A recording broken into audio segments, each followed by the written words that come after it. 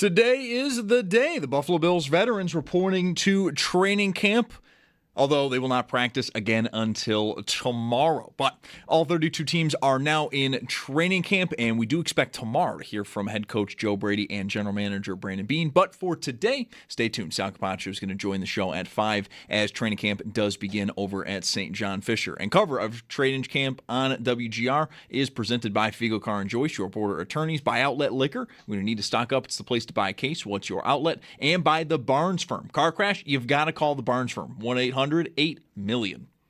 Now to the rest of the league, some contracts getting handed out as teams return, but perhaps the biggest news is the contract that did not get done. Bucs quarterback Baker Mayfield will play out the final year of his contract with Tampa Bay after the two sides were unable to reach a long-term agreement before the start of camp deadline. The Bucs are also dealing with defensive tackle Vita Vea requesting a trade yesterday. Now to the ones that did get done. Eagles lock in defensive tackle Jalen Carter to a 4-year, $152 million deal. $106 million of that is guaranteed, and this now makes Carter the highest paid defensive tackle in NFL history, while the Vikings, they signed tackle Brian O'Neill to a 4-year, $96 million contract. And then former Bills cornerback Dane Jackson, he did announce his retirement today after 6 years in the NFL, 5 of which were with the Bills. Then in baseball, Bison's at Lehigh Valley, first pitch for that one at 6:45. Then in the majors, Blue Jays at Washington, also at 6:45. And at 7:40, the Yankees are in Chicago versus the White Sox. As for the Mets, tonight's game against the Braves, that has been postponed and is going to be made up tomorrow as a split doubleheader. That's your Paddock Chevrolet Sports Update. Paddock Chevrolet with you for the extra mile since 1935. I'm Zach Jones for Western New York's Voice of the Fan, WGR.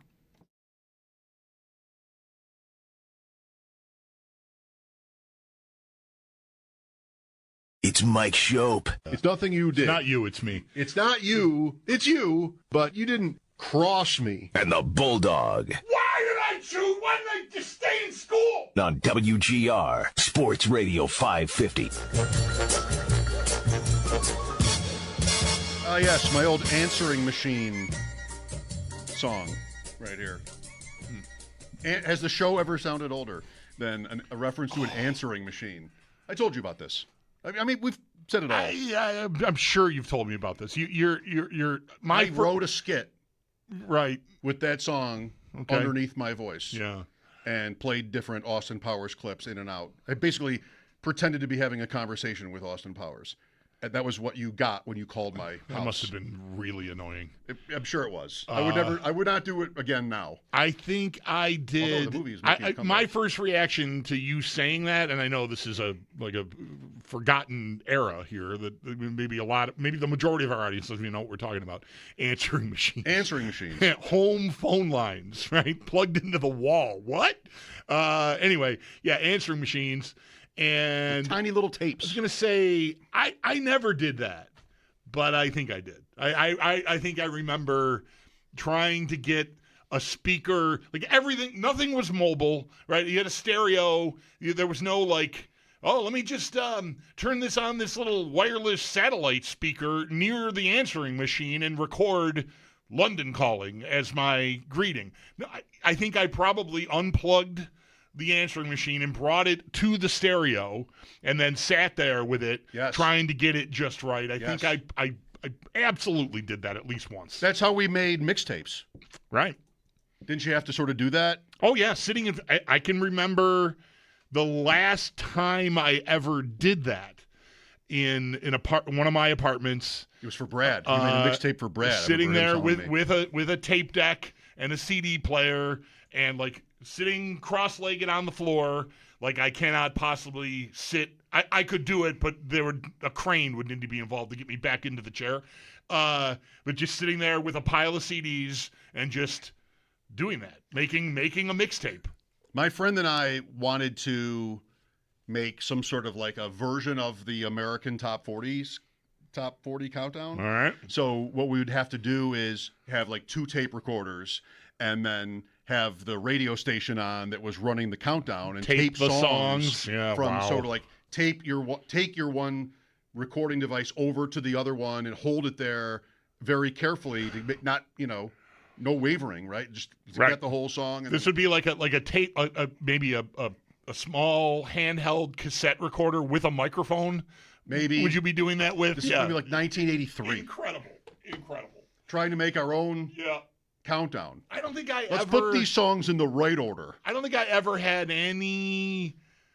Maybe I didn't have the equipment to do it. I had the first tape recorder I ever had was like a little reel-to-reel tape recorder that had a microphone and like playback and everything, but it was, it was very old-fashioned. It was not a cassette player. It was little reels of tape. And I fooled around with that.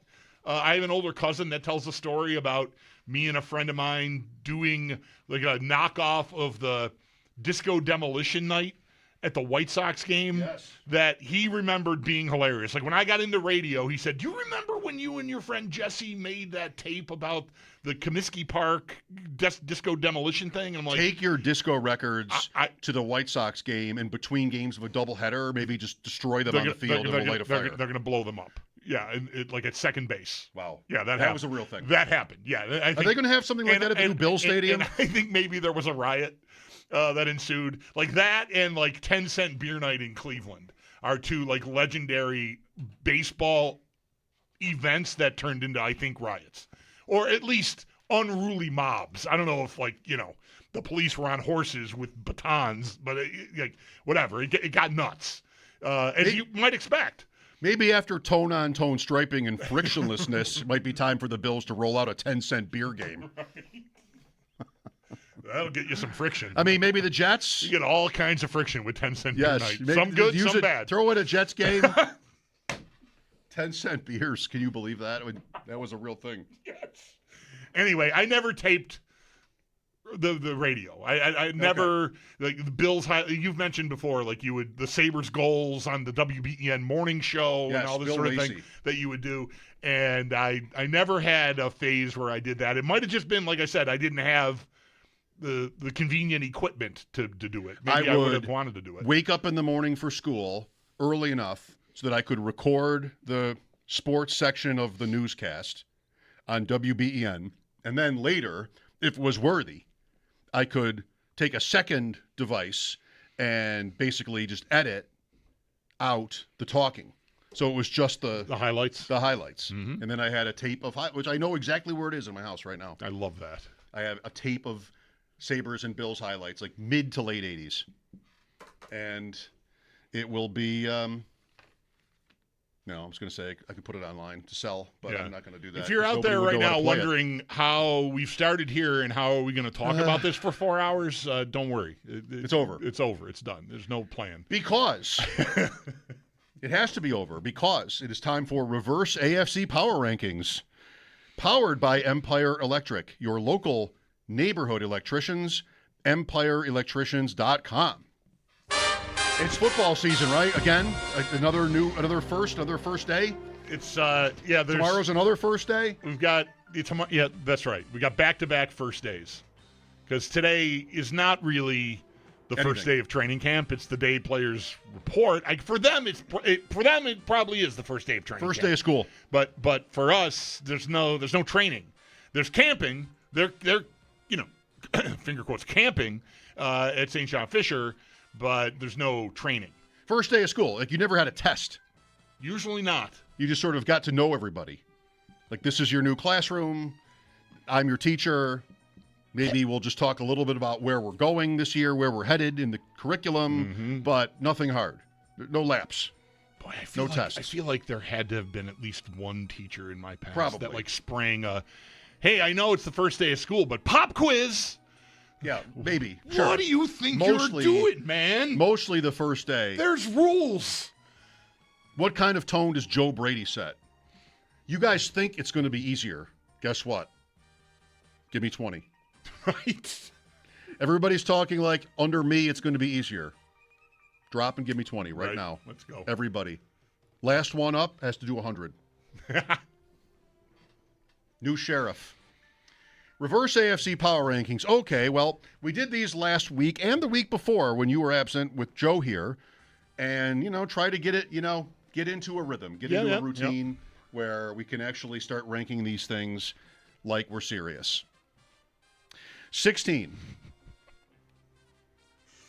Tyler Dunn is coming on at 4, and he wants to talk about Miami. and he just sat down with Jordan Brooks, who got a contract. I've seen this. I've not read it yet. I had too much catching up to do. I felt like knowing Tyler was coming on today, I hadn't read his most recent Joe Brady piece, and I wanted to, or if I did, I just wanted to so I did that, but I've seen the Miami stuff. Yes, and it was a quote from the player, watch out for us, that kind of thing. Mm-hmm. And Armando entered the chat and said, and then Tyler said, just read it. And Armando said, that's a lot of words. Tyler might come on here and be like, Miami is a little bit of a sleeping giant. I don't know. Maybe not giant, a sleeping middle-sized person. A sleeping 5'11", 208-pound white male, age 54, lives in the suburbs. That's the Dolphins. 16. I want like this, I don't know, 6 minutes. No, I don't. I want it buried with me. I want it played at my funeral. Chiefs. I'm going to say still Miami, despite Tyler's, sticking up for them, if that's exactly what he's doing. I'll still say Miami.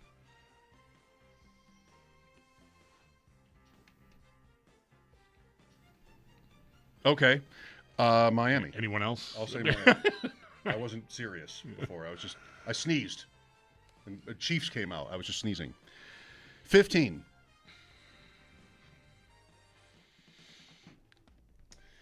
It's, the exercise can be fun for me, especially because you have the sheet. And I have a feeling I know what we did in this spot last week, but I'm not sure. But I think I want to say Cleveland again. I'll say Tennessee again. I like Tennessee's quarterback better, so Cleveland. Okay. Tennessee Not by was much. 15 last week. Oh, they were. All right. 14, Titans. See, it worked. I got Cleveland up down a spot. Up. Up a spot. Up. Up a spot. Up from 14 to 15. Reverse. 14, I will say Tennessee. I really do work here, and it's not a bit. I just have no idea how to talk about this thing. Yeah, I know. Anyway, okay, so Tennessee, fine. Fine. Next, yeah. 13. Jets. Yeah. Jets. That works. 12. Raiders, Steelers. Give me Pittsburgh. Okay, I'm all right with Steelers. I mean, I flowed right in there. Raiders, Steelers. I quick pivot there. 11. I'm going to say Raiders. Gotta be. Nice result for the Raiders. They're going to be so happy. I am a little bit optimistic today about the Raiders. I think I probably go back and forth on this. And there are times when I sort of think, well, okay, Genty. Genty's name came up yesterday. Or when? Recently, talking to Sigmund. Was that Friday? Just how Genty is a cautionary tale in fantasy because Aaron mentioned him yesterday with us. Aaron Schatz, right. Yeah. He's like, he was on the other line or something, he said. Yeah. It was yesterday. And how he's a cautionary tale because I really don't want to draft Achane and I really don't want to draft Jeremiah Love because I think their teams are probably going to be terrible. And no matter what their talent is, I just don't think it ends well, especially in a best ball thing where you win all the money at the end. Yeah, they might be in a lot of games where they're just not running the ball in the fourth quarter ever because they're down by they're 14. Yeah, and in best ball tournaments, like it's all about the last few weeks. And so I could see Miami, in terms of Achane, just being like, no, we're just going to save you. They paid him. Mm-hmm. We're hoping to lose at this point. Everything. And he's like, yeah, Ashton Genty would like a word or whatever he said. Yeah. He had 1,300 total yards from scrimmage and double-digit touchdowns last year, Genty. Did anybody know that? Like he ran for maybe 850 or 950 and had 300 something else in receiving and 8 rushing and a few receiving. It was a playable season for a guy that was constantly getting hit behind the line. Yeah. I never one time thought to look at his stats because the team just didn't. It never mattered to me. I have one fantasy team. He wasn't on it.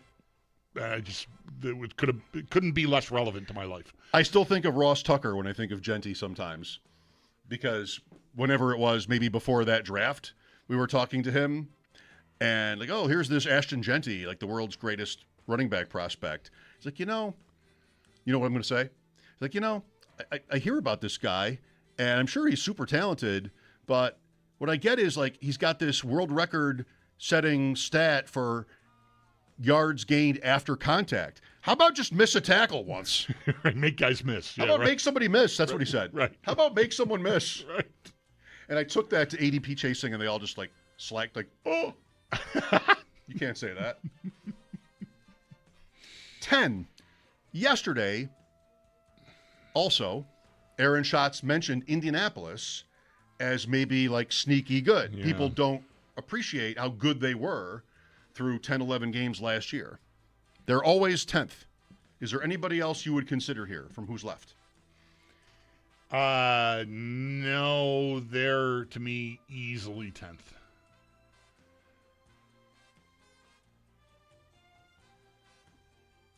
I don't have another, no. The last couple of weeks, they've been the really comfortable tier break team.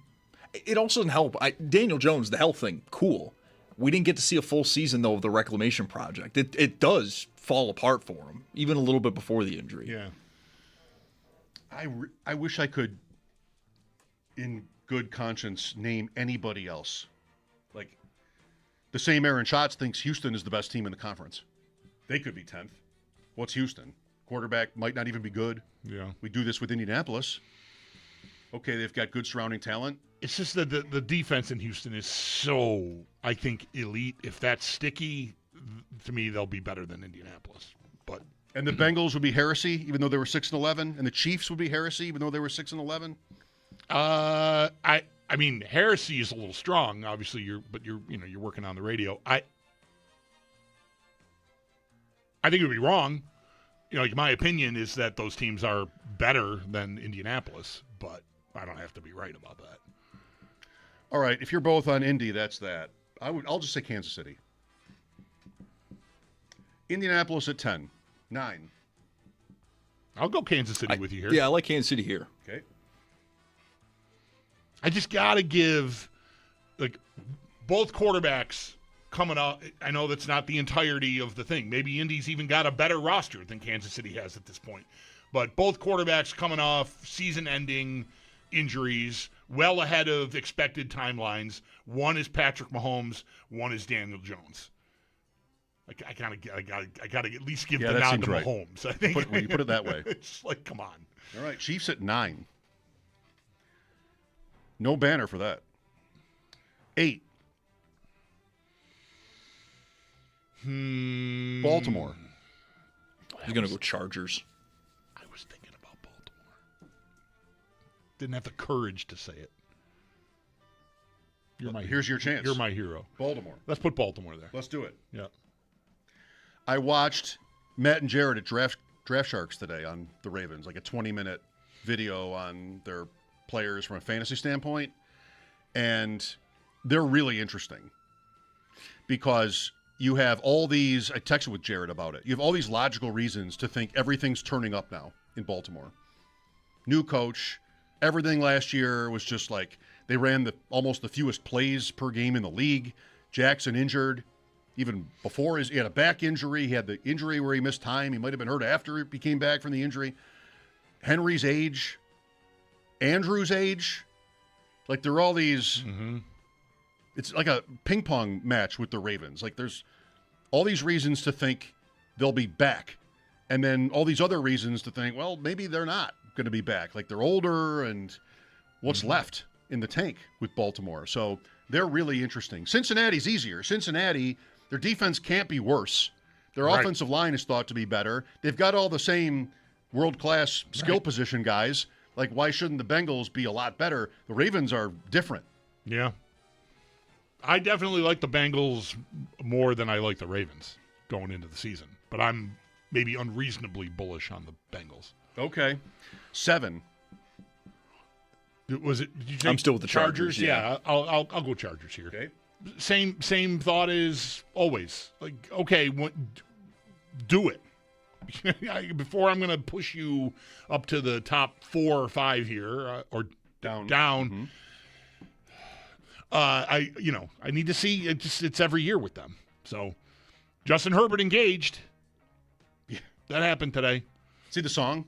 I did not, and I'm not familiar with his wife to be her work. She's a musician, and I don't know if I should be excited about her. You'll never be familiar with any of these Yeah. brides to be because they're all in their 20s. Like you're not going to know who any of them is. Their careers are on TikTok, maybe, or something. Yeah, sure. I don't know. I don't even know. Yeah. But the song was a Perry Como song. Oh, okay. You know who that is? Yeah, I do. That's your wheelhouse right there. Perry Como. Who's he trying to impress? I probably It's saw. like when Alan would say how he'd listen to Sinatra, before games. Do you buy that? Would he really be doing that? Like, I mean, it's a weird This is thing. me, It's a the weird. old It's a soul. weird thing to be misleading about. I think. it So. just sort of sounds. Yeah, I don't know. It's not tone-on-tone striping or frictionlessness, but it sounds good. It sounds like you can relate. You're relatable. I'm listening to a summer wind when I'm warming up. Maybe 6. Houston. Yeah, great. 5. New England. Cincinnati. Cincinnati. Last week I put New England like 9, and now here I am. Just nope. Yep. Not even. Oh, Keyshawn Booty is the star of training camp. Oh, I'm in. I did. I saw numerous tweets today about Drake May and AJ Brown having difficulty getting on the same page. Oh no. Well, 4. So, just saying. It wasn't just different reporters saying the same thing. It was like one dude, missed him again. 4, I'll go Bills. I think the Patriots, today I'm in the mood to say they deserve some respect here. And I haven't been giving them any. Who won the division last year? Who went farther in the playoffs? Who played the easiest schedule ever constructed? Okay. 3 games different. Yeah. I have a question for you about that in the next 10 minutes about the schedule. Okay. I have a lot written down today. I don't know how I did it. I slept late. I got here early. We had a work meeting. Somehow I wrote down 50 little gems. All right. Well, we'll see if they're gems. I Items. look forward to They're not all going to be gems. taking some of that out for a spin. All right, so 4 Bills. 4 Bills. Who was 5? Cincinnati. Cincinnati was 5. Bills 4. New England, please 3. Bills 4 is written. Sure, I'm all right. Yeah, I haven't wanted to put them much higher than 5 the whole time yet, so I'm all right there. 3 is Jacksonville today for me. I'm New England. Okay. 2, Jacksonville. 1 Denver. Back to back. They were 8 2 weeks ago. Wow. I mean, really, all this camp news is starting to take its toll on the power rankings. Has there been literally any? Reverse AFC Power Rankings powered by Empire Electric. Your local neighborhood electricians. Visit empireelectricians.com. Of course there's been camp news. I just told you. A.J. Brown and Drake May are having trouble getting on the same page. And they moved down, which is good, 4 spots from last week when we didn't know if they were on the same page. Shouldn't there be some of that when it's your first day Yeah. as a new player on a team? Yes. Do I need to be on the same page as you the first day of anything? That's asking a lot.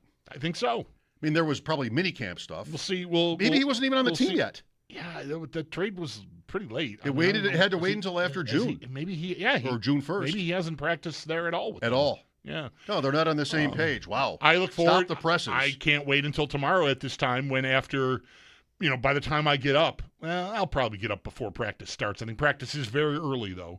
For the Bills, I'm talking about similar tweets from the onslaught of Bills reporters that I'm going to realize that I follow because they'll all be in a row Tweeting the same thing. about DJ Moore and Josh Allen not being on the same page. Or they will be, and it'll be especially important. Oh, right. Because, these guys are just starting like they've been together for years. Locked in.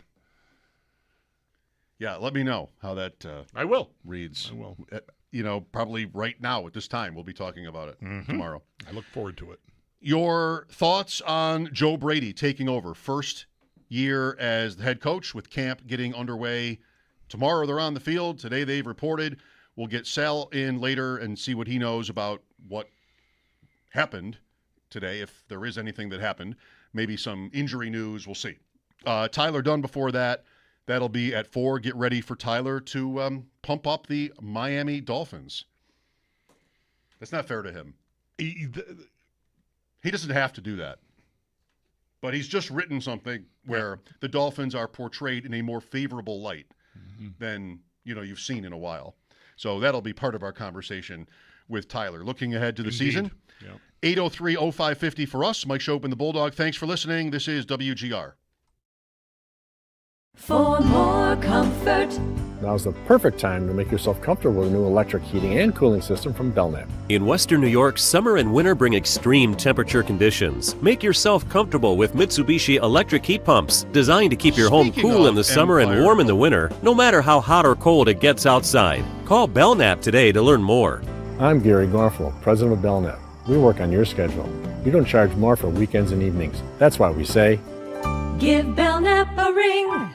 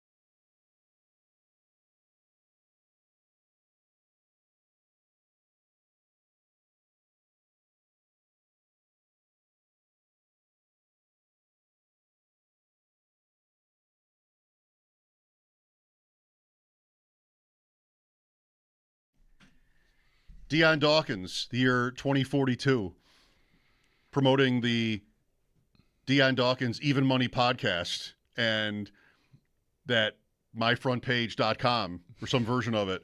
Those are the worst uniforms I've ever seen, let alone worn. That's my prediction.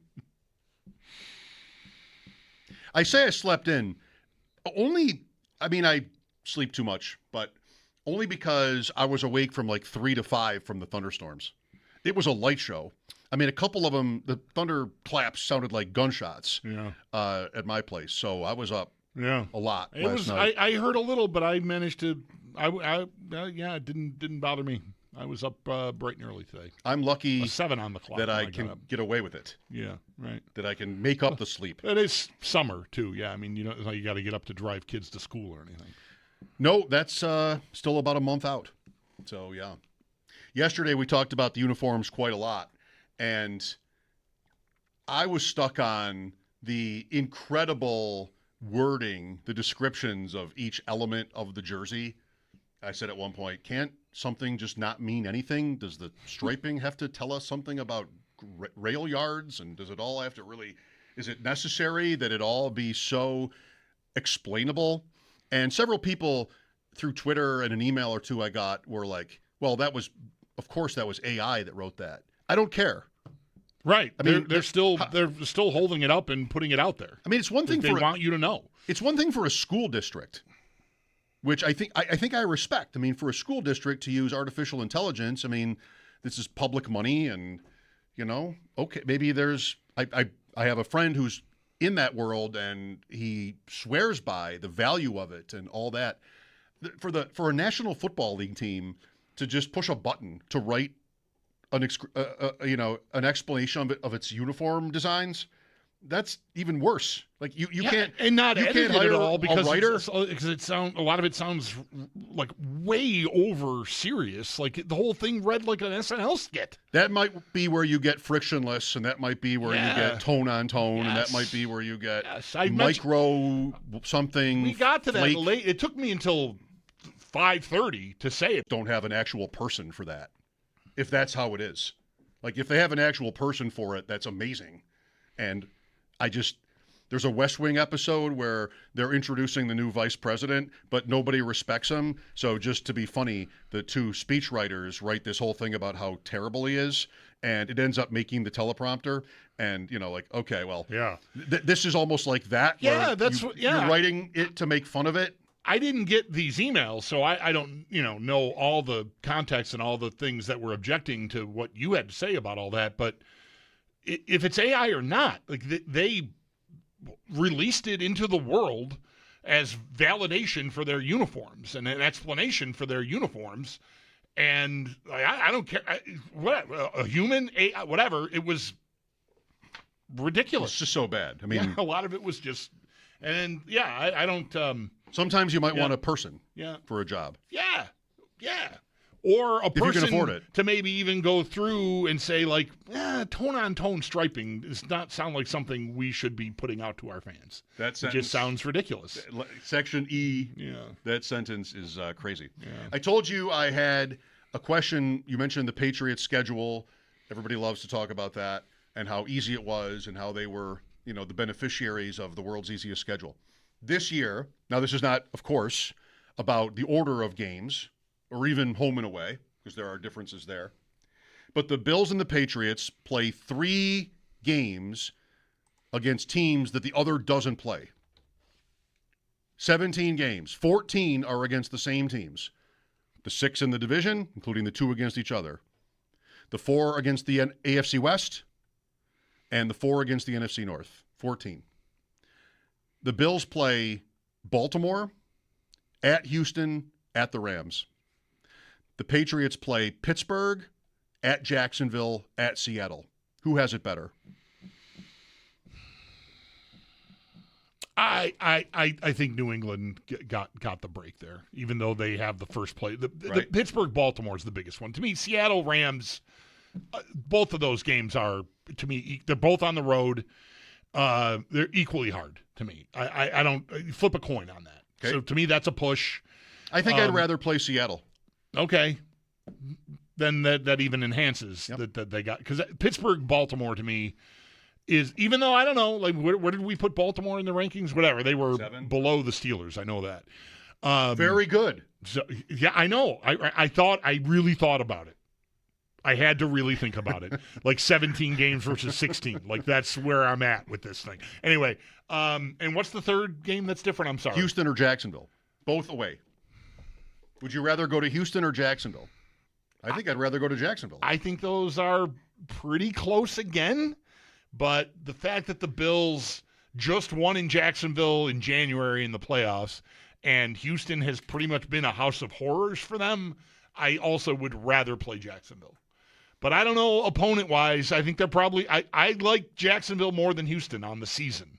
But as far as, like, where I got to go play, I think I would rather play Jacksonville than Houston. So I think New England goes 3 for 3. New England, advantage New England, I think, yeah.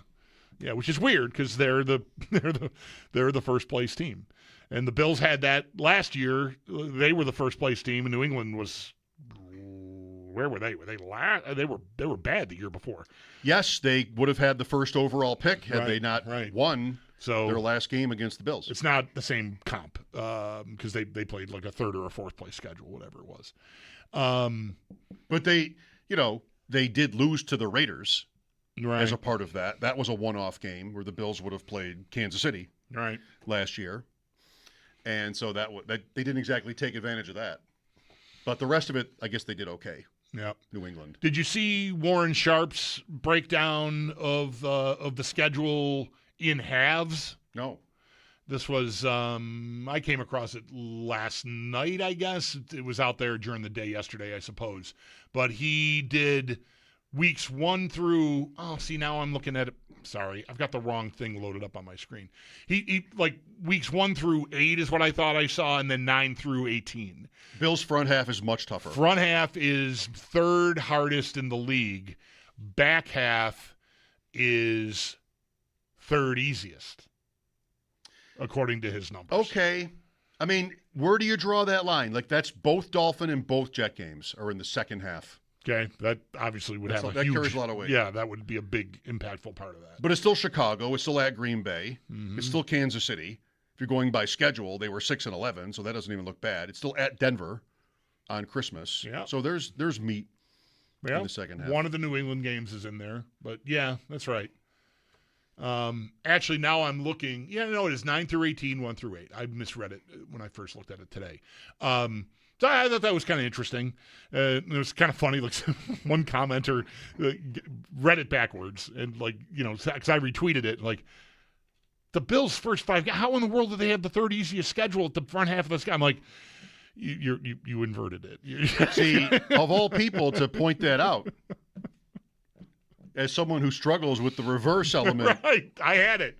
You were there to tell this other person, no. This is how it works. New England, on the other hand, I'm trying to find them. The Bills were easy to find because they were right at the top, the high or low end both times. New England is 23rd in the back half, and where are they in the front half? Not as hard. Wow, They're 11th. 11th. Thank you, Zach. Yeah, there it is. So There's a Jet game and a Dolphin game in their first half. yeah. That might be a lot of the difference. Yeah, it probably is. But still, overall, with the first place schedule, they don't have as well. No, they've got the same break.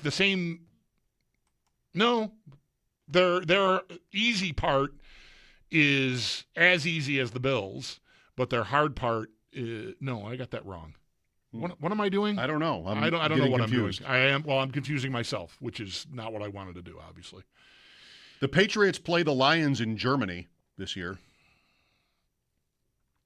Throw out the record books. Their hard part is not as hard. Their hard part is 11th, and their easy part is better than that, like harder than that, or easier than that. I gotta stop. Oh no! Can we move on? Change the subject, please. I'm botching badly. Week 1, Sunday night, is Dallas at the Giants. They could have done better. Yes. Than Dallas at the Giants. With all the teams in the league to pick from, Right. to put the Giants on is atrocious. Yes. It's bad. Yes. even with John Harbaugh. I mean, it's just a coach. I didn't like that the moment it happened. Monday night is Denver at Kansas City. That's hot. That's pretty good.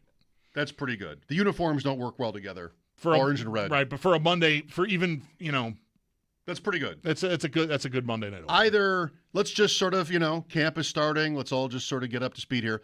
Either Denver wins in Kansas City, week 1, Monday Night Football, or it's fixed, right? We can all agree. Oh, they have the better roster. Oh, they had the better season. Oh, they're an underdog. No respect. Either they go to Arrowhead and show all of that to be true, or it's rigged. Oh, they just want the Chiefs back. Just get, get those laps in.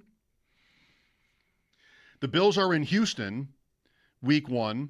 That's the Houston Texans.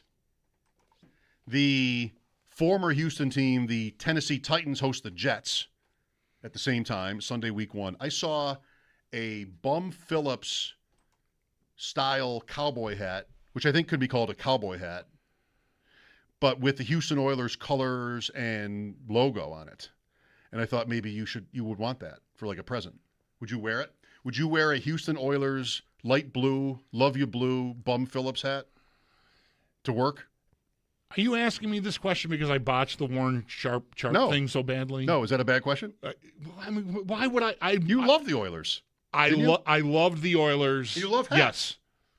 And you are willing to wear other logos. I would never wear a cowboy hat. Really? I can't. No. Why? Something about your physique? No. I just. Stolen valor? Yeah. Really? A cowboy hat? Yeah. A cowboy hat means you think you're a cowboy? Kinda. Yeah. I'm a bad cowboy. Yeah. Yeah. It feels to me a little like would someone wear a construction hat out, like a construction okay, helmet? Well, no. But that's not fashion. No, that's right. It's not Halloween. But cowboy hats to me are, it's what a certain kind of person does when they go to Nashville. And I am not ever going to want to be perceived or actually be that sort of person. Okay. I'm trying to deliver this without any harsh judgment, and I'm probably failing. But it's just no. You go to Nashville, you see lots of people in those hats. You don't know where they're from. No. They might be from Texas. They might be ranchers. They might even be ranchers. But they probably are bankers from New York. From Rochester. Yeah. Or so Syracuse, I just or know. Buffalo, or Albany. We were in Montana. You wouldn't put the hat on. I would have felt like I don't say that. No. I would have felt like the biggest clown in the circus if I were walking around Montana in a cowboy hat. I saw dudes in a band in cowboy hats, and one dude had a mustache that was waxed. I'm not kidding you, like a half a foot out past his face on both sides. Like, that dude is wearing a cowboy hat in Montana. Not this guy. Okay. No. Like Fred Goldman, only way farther out. Cannot. Each direction. Just cannot. Anybody ever pull off that look just one way? A handlebar mustache, but there's only one handlebar? Ever tried that? You wouldn't do that either. It's a certain kind of look. I don't think I've ever seen it. No. Tyler Dunn coming up in less than 20 minutes. Mike Schopp and the Bulldog here, WGR.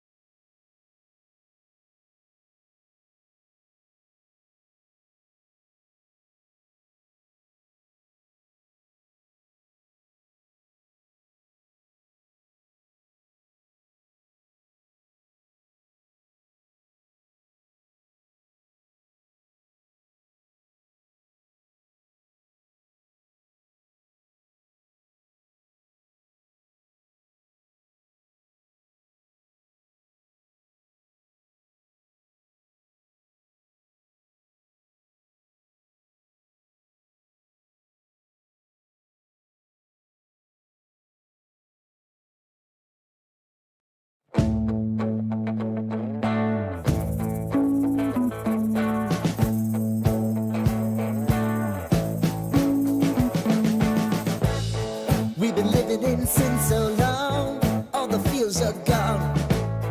Fella stopped me on the street last night, said everything's alright. Roller coaster, make it through the day, I'm right. It seems your meal ticket is gone, but life goes on.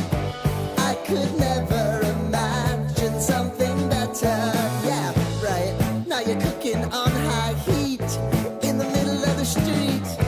Roller coaster, take me to a better time. Let's go.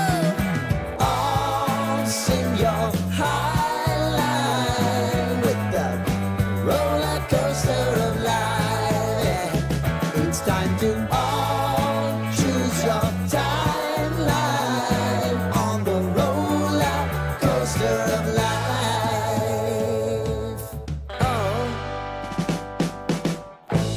You seem to easily forget how to place your bet.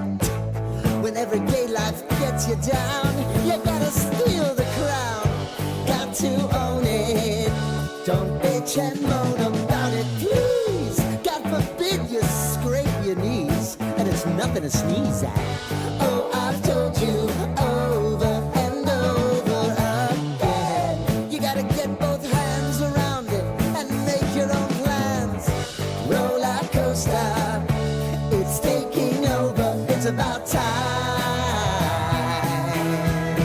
Oh, all sing your high line on the roller coaster of life. You've got to all choose your timeline with the roller coaster of life. Roller coaster.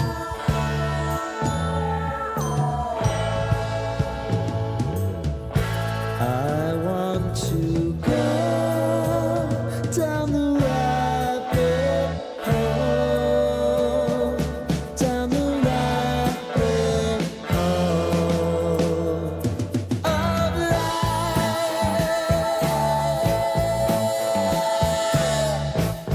And now it's about to leave. Oh, roller coaster. Roller coaster.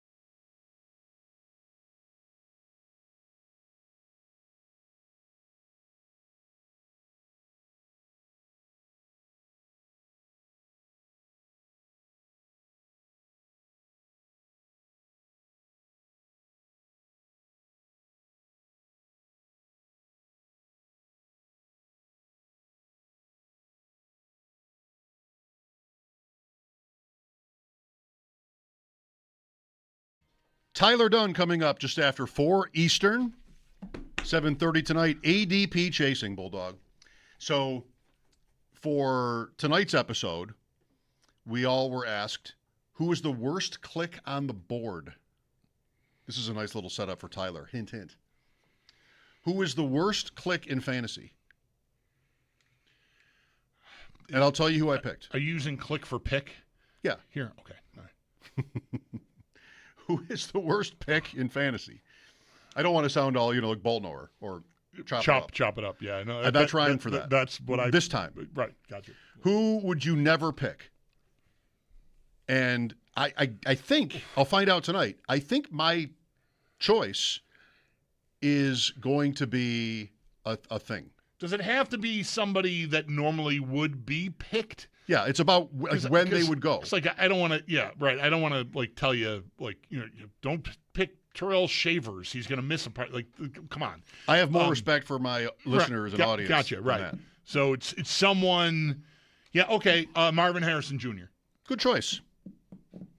I kind of like that choice. Matthew calling him Keon Coleman or comparing him to Keon Coleman is sort of rattling around in my head. Yeah, I don't know if I want to go that far. I don't want to go that far either, but it's strong. And I saw something, one of the guys, I follow all these guys that we've had on the show, and I have trouble separating them, so I just see fantasy content, and I sometimes remember it. One today was, it might have been Sigmund, even. I wouldn't take Marvin Harrison Jr. ahead of Michael Wilson. Yeah, he said that. That was Sigmund. All right. Yeah. That to me is crazy. That's strong. That's not. That's he's very Keon strong. Coleman, take. But it's very strong. It's almost like saying that. Yeah. I picked Devon Achane. Because you think he's going to not do anything in the back end of the season, maybe. I mean, you could see it. Yeah. Right?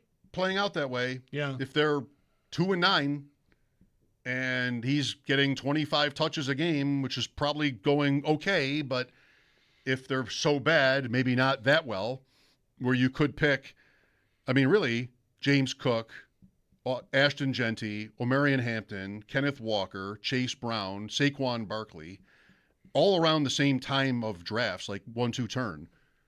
I just would want Achane the least of those players. But, I mean, he's crazy good. Yeah. So when I put in my nomination, I got, are you sure? yeah, I'm sure. Yeah, I think let's talk about it. That's exactly how I feel about Marvin Harrison Jr. Okay. I don't know where he's going, but like Sixth. I predict if he's like suggested that I pick him at our fantasy draft, I'm not going to do it. Boom. Tyler Dunn next.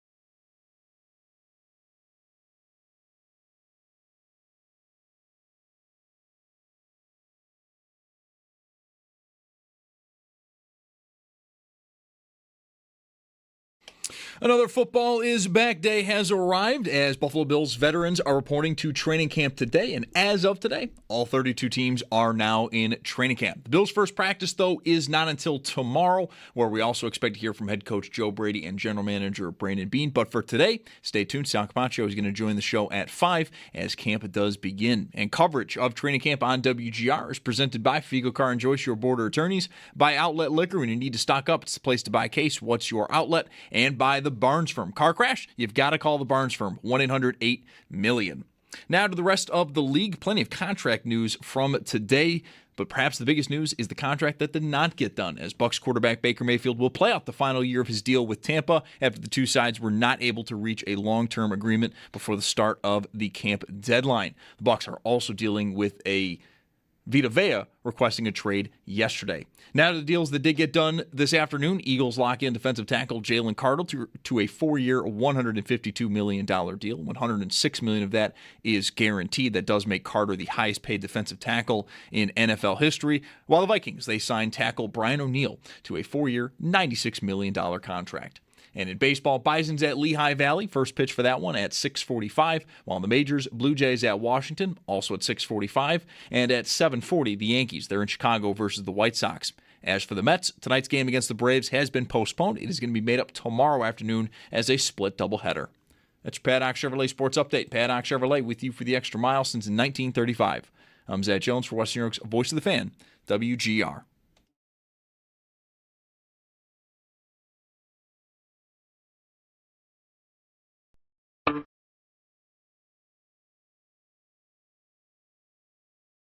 It's Mike Schopp and the Bulldog. I don't think Michael's ever done drugs. It's Mike Schopp.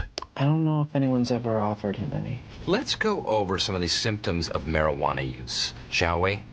You tell me who this sounds like. It's the Bulldog. Slow moving, inattentive, dull, constantly snacking. Shows a lack of motivation. It's Mike Schopp and the Bulldog on WGR Sports Radio 550. So, all the teams are in. It's on. All right. Everybody's in. Let's go. Time to play. See you again in mid-February. Right. After today. Everybody's in. This'll settle down. There'll be a burst around the first preseason game, and then it'll settle down again, and then we'll just wait for September 12th or whatever the date is. Very exciting times with camp opening. Sorry to be even if Bulldog isn't that exciting. I am downplaying it. I'm a wet blanket. With us is Tyler Dunn, golongtd.com. Tyler, are you making road trips or even plane trips this summer to get around? Yes, sir. Absolutely. We'll be heading out there to St. John Fisher. Actually, the old stomping grounds, freshman year of college, before heading out to Syracuse. So always good getting back there. You were at Fisher. Yeah, for my freshman year. I tried to prolong the football career and then said, you know what? Let's go that sports journalism route. Did you play for Coach Paul? Good call. Vosberg? Did you play for Vosberg? I did. Yep. Interesting. I mean, sight unseen on your football career. I don't know what kind of were you a guard? I'm guessing you were a guard. I don't want to. I was a quarterback down in Ellicottville. Wow. Section 6 Class D champs. Not to sound like Uncle Rico there, Bulldog. I deserve to get smacked. I'm botching badly here. You went to Fisher. I went to Fisher. Yeah, it was great. I loved it there. But then you get out there, and I'm like a 7th-string linebacker on the JV team. And, I mean, they were loaded. I think they made the Final Four that year. Maybe. In D3 and lost to Mount Union. The talent was incredible. It's just everybody's just a little slower and a little smaller. But, yeah, it's always good getting out there. Now I'll be traveling around, probably Lions, Green Bay at one point. We'll see. Still working through it. Buffalo, Detroit, Green Bay. Detroit, week 2, Thursday night. They're both wearing the grays, I hear, for that game. Yeah, is that homage to that colorblind game that was the Bills and the Jets, and there was red versus green, and people who are colorblind couldn't tell which team was which. The IK and Poly game, as it should go down. Interesting. Right? In that game. Oh, wow. That is a name I've probably not heard since then. So very good. Well, are you ready for it, Tyler? I mean, is this a cause for celebration? First day of camp? Yeah, it's time for some substantive football. I think we spend 7 months. I say, we as collective human species just kind of hyperventilating over arbitrary top 100 lists that don't mean anything and power rankings and what's the rage take of the day. It's kind of all gross and tiresome. It's the nature of the beast, and it's amazing that the NFL can stay atop all the headlines for that long. But it is great. The real football is here, and we've got stuff to talk about, beyond the jerseys. I'm sure that was a topic yesterday. So I'm sure the Bills are glad that everybody can kind of move along to the football too. Cram that news story in the day before camp, and everybody changes the subject immediately. Either a Friday or even maybe better, the day before training camp. Well, the easiest whenever, right? America's 250. You're red, white, and blue. If you want to sell merch, isn't that the way to go? I don't know. No, you're sleeping on gray. You're slating gray. Your vibes on the Bills, Tyler, as camp starts. Joe Brady now. Sean McDermott, of course, is gone. A lot of the rest of it is the same. The stadium's different. How do you feel about their chances?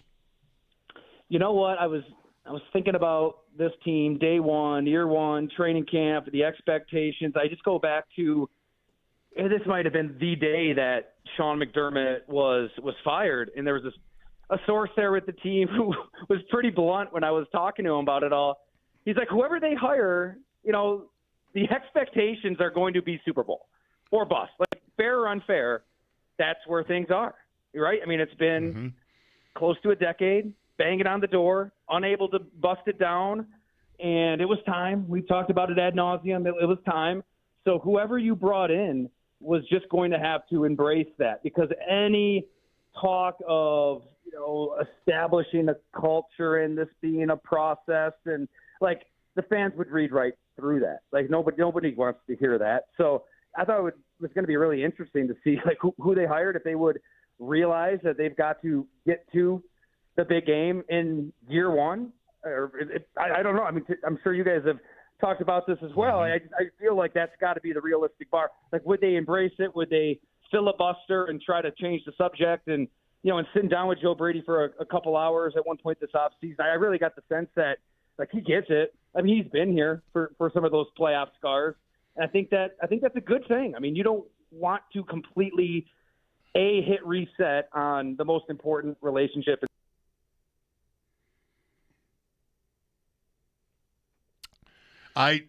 This happened yesterday at the same time. Did you hit the same button? No, I didn't touch anything. You didn't touch anything. I did look down. Yeah. You can check the tape. I looked down at my leg. Did I touch a cord or something? We were talking to Aaron Schatz yesterday. Exactly the same time, maybe. Right, yeah, 5 minutes into the appearance, and then the phone just went. And he was never disconnected. Really? And neither is Tyler. There's something going on here. We got some issues. Tune in tomorrow at 4:07 Eastern and see what happens to the phone. Tyler, hi. Thanks for being back. Yeah. Hey, we missed you for a minute. I'm not sure when I trailed off. Did anything happen to you? Did you hear anything? I was just, dissecting a little Joe Brady, Buffalo Bills, Super Bowl, then I lost you. Well, how we can reset here. I'm sure you were going to get to this because you mentioned the pressure and the expectations.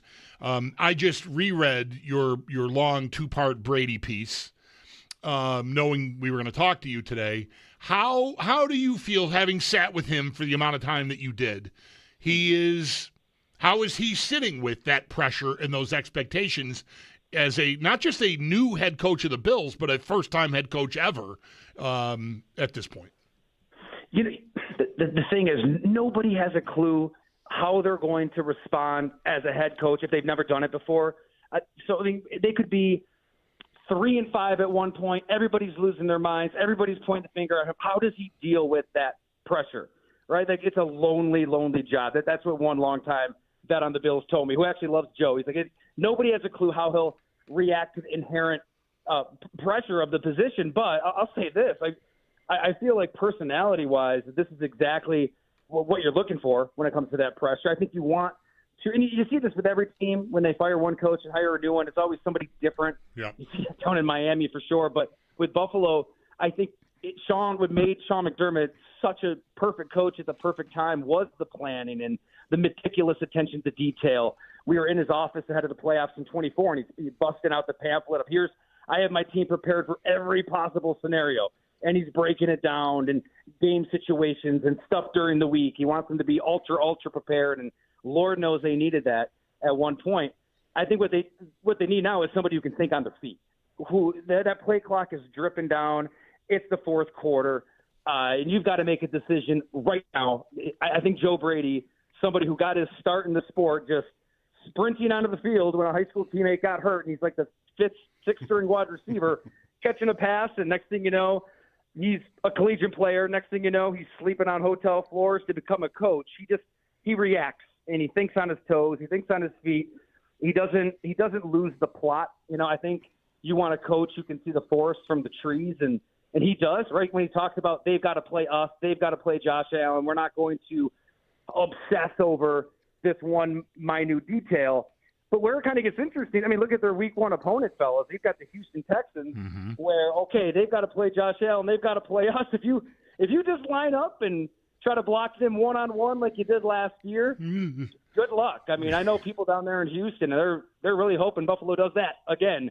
So there's got to be some type of nuance there, I suppose, week one. But overall, the mentality, I think you love that if you're the Buffalo Bills. The more you really think about the Joe Brady hire, the more you realize, like, his personality, his background, his upbringing, his relationship with Josh, that's why you want him as your head coach. Man, it really is. I'm glad you mentioned the opener, because we were talking about that already maybe late last week or even yesterday. I don't know when it was. But it's such they got so taken apart there last year, and they had really no answers. Like, they didn't pivot to Spencer Brown or eventually his replacement needs help, or Dion needs help. They just sort of kept going with the plan. At least that's how it looked to me watching at home or watching in here wherever I was. And I thought, well, wow, how did you not change something here? Because you're getting your ass kicked up there. Do something. So now you've had a whole off season, and that's the opener. And it's a hell of a test for him. Last year he was just the play caller, but still it was incumbent on him to find a way to get that offense to function, and it never really happened. Hell of an opener for him. Isn't it wild that they nearly hook and laddered their way to victory? I know. It feels like they lost that game by 30, and they really should have won it there at the end, because, yeah, they were just punked physically, like just bullied. And I was kind of like chuckling, Bulldog, when you're dissecting the game plan, because there's a coach on that staff in Houston who kind of said a lot of the same things when we talked about it. Like, they were stunned that Buffalo just thought they could line up and do their stuff. They're going to take those matchups. They'll take Will Anderson, Danielle Hunter one-on-one. They'll take Kamari Lassiter, Jalen Petrie rolling the back end. Aziz Al-Shire. They just got a bunch of dudes who could play in any era. It's a different world down there, and I think the greatest shame of the 2025 NFL season is that we didn't get a Houston-Seattle 9-6 Super Bowl. That would have been a... Oh, yeah. Yeah, you speak for all of us. Joe would have loved that. We all would have loved that. 17 punts. It's a rare defense, and I don't know what the answer is. They've had 7 months to piece together a plan, right. So we'll find out. By the way, Tyler, you referenced the story with Brady going on the field as a high school player. What was that again? I heard that from you originally, that he was punished for that. Maybe he was not supposed to run on the field, but he did. Oh, yeah. Yeah, he was just buried on the depth chart in high school, like 6th-string receiver, just not going to see any action even in the 5 wide receiver sets. And a receiver gets hurt. He just runs right on the field before the coach can even call somebody else in, catches a pass, catches another pass. He gets reprimanded. The coach is not happy about it. But then that following week, some of his teammates, they got in trouble and got suspended and weren't able to play that next game. And then he played well again. And all of a sudden in Broward County, one of the best counties in high school football in the country, you see Joe Brady's name up in the rankings. And he's getting interviewed by local TV, this and that, and then boom, he suffers an injury. He's out for a while. There's so many ups and downs to his football life that you can see why he is a head coach, because he always just responded the right way. With Tyler Dunn, golongtd.com. this overall point that like Brady is sort of the right idea for a McDermott replacement in terms of his style and his personality, and his youth. Even McDermott is a younger man, but Brady is much younger still. Like, I'm not sure, Tyler, maybe you'd agree with this or not, that's kind of like gotten through to the fans yet. You know, I mean, Brady is familiar to us. And for the most part, the Bills' offense has been damn good. But it didn't sound like, especially the way they all explained it when it happened, that this was that popular of a choice. Why tout change and then promote from within, you know? So I wonder if you think, or if maybe you know if Brady thinks, the stuff that coaches tell you, they like to tell you that doesn't really matter, but I think most of them think it does, sort of the optics. Who is this guy? Is he loose? Is he fun? Is he even like a player's coach? Like, what is he? If he really is the right complement, if you will, to McDermott, then that'll all want to show itself. And I wonder if he thinks that's important or if you think it will. That's the billion-dollar question. And before I forget, too, it wasn't just an injury that he had after that TV. He had a staph infection, got into his bloodstream, and a paramedic told him he might just lose his leg. So I think I referenced that was just an injury. No, like right, he thought he might just not have a leg there that was at one grim. point. Yeah. Yeah, yes. He's been through a lot. I think that the personality of a head coach, like what do you want? What's best when you win?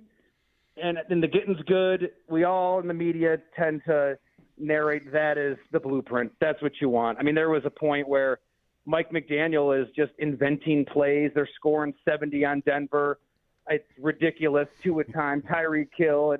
It's fun, and he's laid back, right? Like, he's not really screaming and yelling, and he's quirky, and it seems like, oh man, wow, that's unbelievably refreshing. That's what guys want to play for.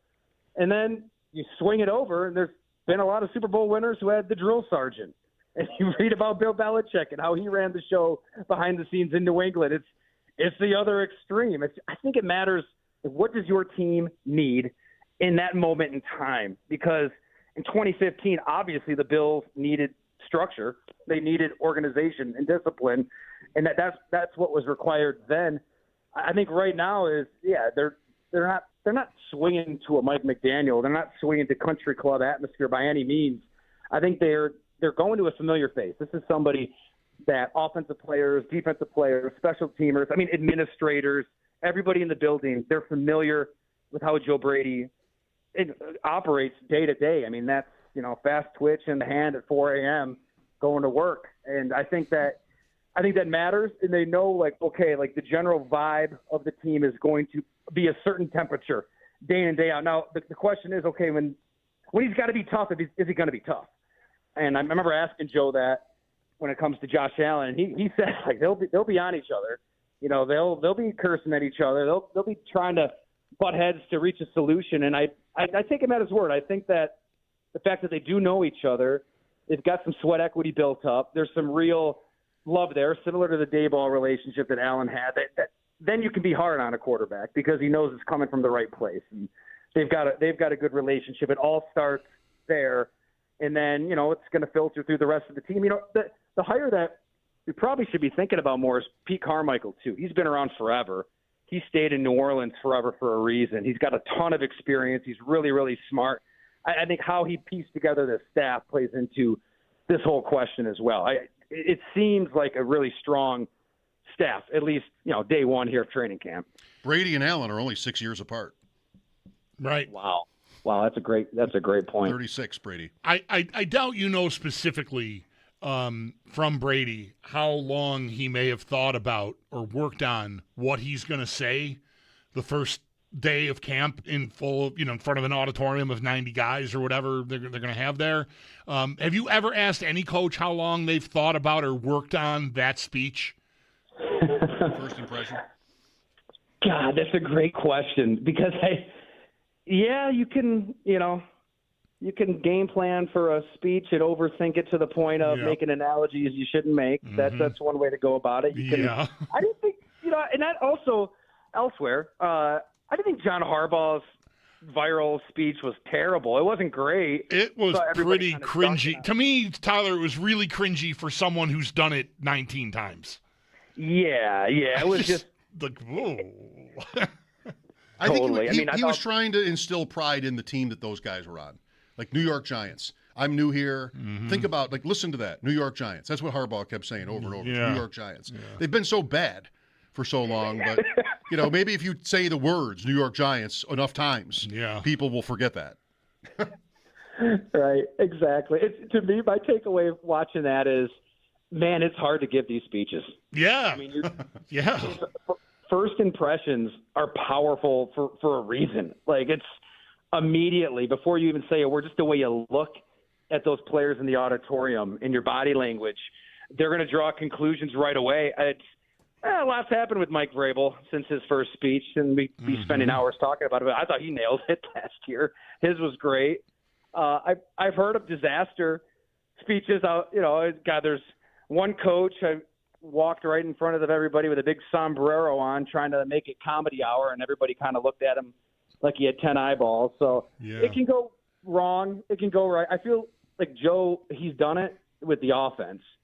When he took over as offensive coordinator, it was Jets week, right? And they had a really good defense then. Quinn and Williams, Sauce Gardner, and his point was he didn't even bring up anybody on that side of the ball. He was really trying to drive home that they've got to play Josh Allen and Deion Dawkins and Cleo Sugar. They got to play us. And I don't know. I mean, I'm sure he's taking time on it. It's going to matter.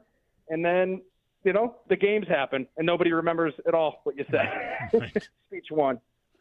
Do you want the opportunity to talk up Miami, Tyler? I mean, you had Jordan Brooks in your last piece, and maybe you think that everyone's gone too far accepting the Dolphins as a doormat this year? Man, the Miami Dolphins are interesting for, I think, this entire organization, the last half decade, is just a cautionary tale. All coaches, all GMs, all owners. You can't just write a bunch of checks, cobble talent together, and think you're going to win. And, I know I fell for it. It was fun to see what they were doing schematically. But, the calculator bros that break down the film and, love to obsess over this stuff. What I think what gets lost in everything is that psychology of a football team. There's multiple players on those 24 and 25 Dolphins I talked to for the story. I mean, they're saying they knew that 24 season was lost and the team was going to be quote-unquote trash as early as OTAs because guys aren't hanging out. They didn't like each other. They set up position dinners and, 10 to 15 guys at a position 4 would show up. Or if the meeting started if the day started at 8 a.m., guys are kind of trudging in at 7:59 and if it ended at 4, they're getting the hell out of there at 4:05. Nobody hung out. Nobody ate together. One ex-Dolphin told me, we didn't fight for each other on the field. We just didn't give an F. Offense didn't care about the defense. Defense didn't care about the offense. That's how it went. I stopped giving an F. And his point was, there is a psychology to the sport, and you're going to get dragged to a dark place in this game, fourth quarter, and what do you have in you? You're going to fight for that guy next to you or not? And I feel like they just didn't. I mean, they ended up coasting and quiet quitting and just outright quitting, and everybody eventually gets fired. So to me, they really seem like such a case study of, okay, this is why they're burning $179 million this offseason. This is why 60% of the salary cap on their payroll, they're not even playing. They won't even play it down because they had to just completely start over. And Jordan Brooks, he gets into all of this. There's a reason they kept him around.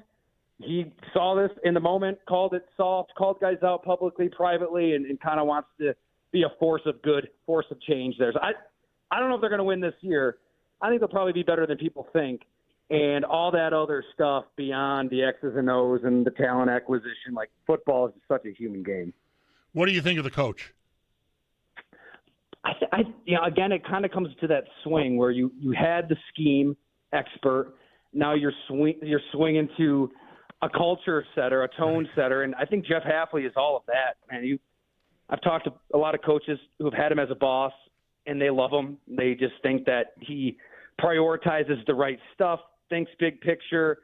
He does have a good scheme himself, but it's clear in Miami the more you really learn about where they were. I mean, it would be a walkthrough on Saturday and vets, captains on the team are just bringing their cell phone right to walkthrough and just thumbing through social media. And players tell me we get to the games and you're not trusting your teammates out there because you don't know if he does his job because he was on his phone during the damn walkthrough. So, I mean, they needed a coach who could somehow reset from all of that filth, that toxicity, and I feel like if you're going that route, Halfley is a big picture thinker who will guide you the right direction. Thank you, Tyler. So you're going to be hitting the road, like you said. Will people see you in Rochester tomorrow? Actually, I'll be out there next week for the Bills. For the end of camp. So, soon, yes. Pretty much. Yeah. You show up, you say hello, and then you break camp. That's it. Thanks for today, Tyler. Always a pleasure. Hey, thanks for having me, guys. Love catching up. GoLongTD.com is where you find Tyler's outstanding work. And at Fisher, where apparently he went to school for a minute. I feel bad that I did not know. I feel like, I'm not friends with everyone that we have on the show regularly, but I feel like I'm friendly with Tyler. Like I should have known that he played quarterback in high school, but I didn't know that. Well, I mean, I went there too. Like I maybe should have known that he had stopped by Fisher, but I don't remember knowing that. So, all right. Camp on the field tomorrow in Rochester. We'll take a break here for the update, and Sal will be on at 5, feeling the Bills here in the start of training camp season. 803-0550, talking about the uniforms too, as we did a lot yesterday. Mike Schopp and the Bulldog, WGR.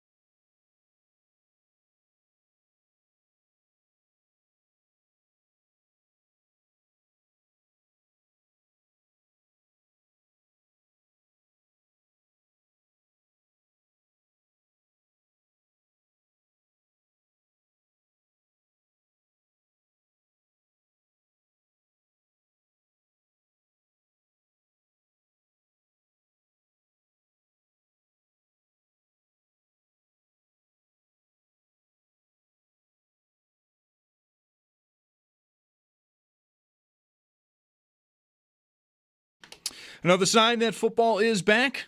The Bills veterans, they report to training camp today, and as of today, all 32 teams are now in camp. But for the Bills, their first practice is not until tomorrow, where we also expect to hear from head coach Joe Brady and general manager Brandon Beane. But for today, do stay tuned. Sal Capaccio going to join the show in just about a half hour at 5 as camp does begin. And coverage of training camp on WGR is presented by Fiegel Car and Joyce, your border attorneys, by Outlet Liquor. When you need to stock up, it's the place to buy a case. What's your outlet? And by the Barnes Firm. Car crash, you've got to call the Barnes Firm, 1-800-8-MILLION. Around the league, a lot of contract news today. Maybe the biggest news, though, is the contract that did not get done.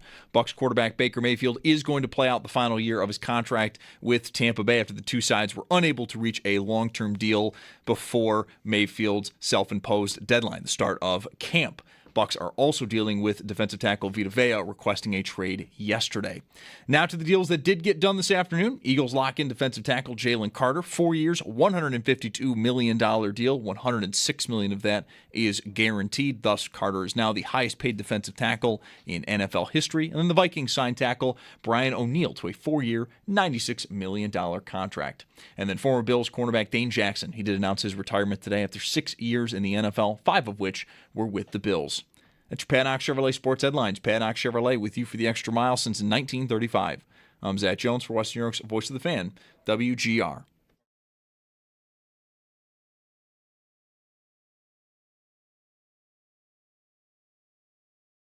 Sean McDermott, such a perfect coach at the perfect time, was the planning and the meticulous attention to detail. We were in his office ahead of the playoffs in 24, and he's busting out the pamphlet. I have my team prepared for every possible scenario, and he's breaking it down and game situations and stuff during the week. He wants them to be ultra prepared, and Lord knows they needed that at one point. I think what they need now is somebody who can think on their feet. That play clock is dripping down. It's the fourth quarter. You've got to make a decision right now. I think Joe Brady, somebody who got his start in the sport, just sprinting onto the field when a high school teammate got hurt, and he's like the sixth-string wide receiver, catching a pass, and next thing you know, he's a collegiate player. Next thing you know, he's sleeping on hotel floors to become a coach. He reacts.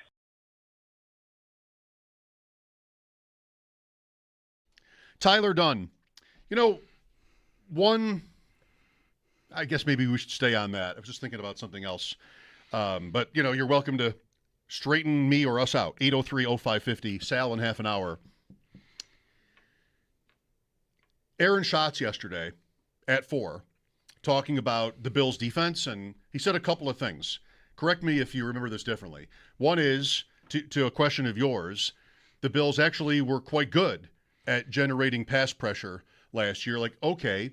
And then, talking about the defense in general, did he not at some point refer to their 2025 defense as bad? I think if he didn't say bad, he talked about this year. There's a lot of runway to be better. But yes, the inference was that they were. Yeah, it wasn't the usual McDermott defense. I think basically was what came across. And I have been. I'll look at the stats, and Aaron is looking at better stats. But whether that was about their defense against the run last year or how they've been, in turn, I think correctly, more focused on stopping the pass, and they've been better at that. Just like I had tended to not think of the Bills' defense last year as bad. But this morning it hit me. I told you I was watching that Draft Sharks Baltimore clip, like 20 minutes talking about the Ravens. And it brought me back to week 1. And whether you think what the numbers are worth or whatever you think about last year's Bills defense, it is not hard to think of games where they got pretty much shredded. Baltimore, for starters, in week 1, in the opener, at home. The Ravens blew that game. I mean, they were up 40-25, and then they just got conservative and left the door open. Atlanta. No, the Bills didn't get completely blown out. But you've got that Bijan Robinson 80-yard run, and you've got, with Michael Penix, it was not a good night for them. What it was a really bad first half. Not to be a real jerk about it, but they gave up very little in the second half of that game, but they got run over in the first half. Miami, which was kind of shocking. Tampa here the next week and Sean Tucker. That's probably the most jarring of all of them, because Miami was like late. There was big runs late, like whatever. Tampa was what is happening here? Then you have Houston, which wasn't the worst either, but Davis Mills, and they got there. Cincinnati was here last year. The Bills won that game in a shootout, but Cincinnati got a lot done on offense. At Foxborough, they scored in the 30s. Jacksonville in the playoffs. Denver. I mean, that's half their season. Are games where you might have walked away from them going like, they can't stop anybody. Like, this is just not good enough. And that just sort of occurred to me today in a different light than it had been how I was thinking about it. Where, like, I feel like that's not to make excuses, but I think that happens to me sometimes being here because we get complaints. So we get, they're the worst ever.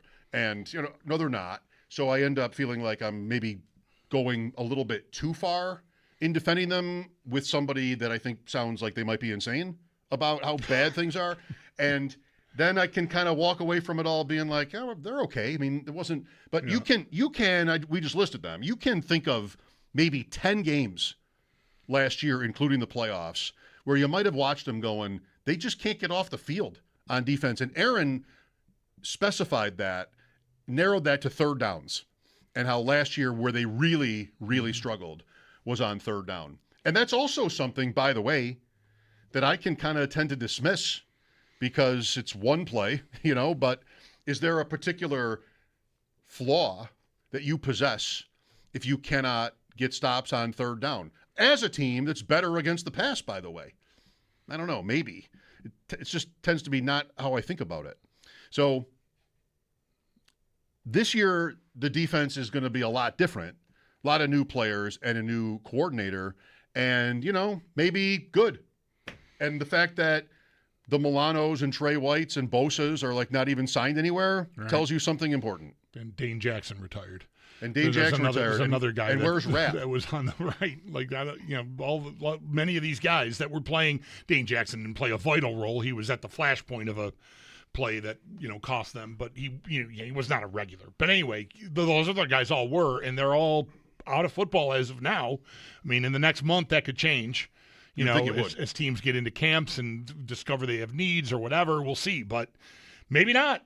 I mean, it's also very possible that the rest of football watched Joey Bosa from week 4 or 5 on and went, yeah, there's nothing there. He's getting them killed. Because there was really nothing there. I mean, early in the year, I thought that was hitting just great. It was not perfect, but he was getting pressures, and like the Jet game, he was causing havoc, and the early Jet game, I mean, and then it just went off the rails. It just really was bad. So, yeah, there's a lot of room for improvement, obviously, I think. And we'll see. For all the pressure that they got, like they just haven't – the sacks are very mid. And I think maybe that's a key part of this. Because, I love reading about how Greg Rousseau is excellent at win rate, pressure rate and all that stuff, but – ultimately, you got to get the guy on the ground. Like, I know pressure is supposed to cause, mistakes, and maybe it can be even better than a sack, because if you get a guy to throw the ball to your team, then that's a bigger win for you than just getting the guy on the ground and them losing 7 yards. But it just hasn't. They just haven't gotten the results. So I'm just really curious to see what it all looks like. I'm eager to talk to Sal, not just today, but whatever, every day from here on out, mostly because they'll be practicing. And what is the rotation? Who's again, some of these things are things that Sal can't say, I guess, there's so much Sal new can there. Say season. Any of us, I have the depth chart open on my browser. I mean, I can tell you where guys are listed, but are we talking about the same level of rotational type players, or are the guys who are the starters, right? Presumably Ed Oliver, is he on the field 75% of the time as opposed to, say, I don't know what he was, but 60%. We know McDermott loved to keep those guys fresh, so nobody was ever being asked to play too much. And I wonder if that's going to be different and who's in what roles, because it's all so new. The Bills last year were first in the NFL in fewest passing yards allowed. That seems like a thing to be good at. Like, that's good to be good at. Yeah. But, as you think about it more micro, those games, it's like big runs. It's Derrick Henry and Devon Achane and Sean Tucker and Bijan Robinson. And even, not that he had a huge game because he was part-time, but even like Tootin for Jacksonville in that playoff game. The Broncos did not run on the Bills. No. That is not how they won it.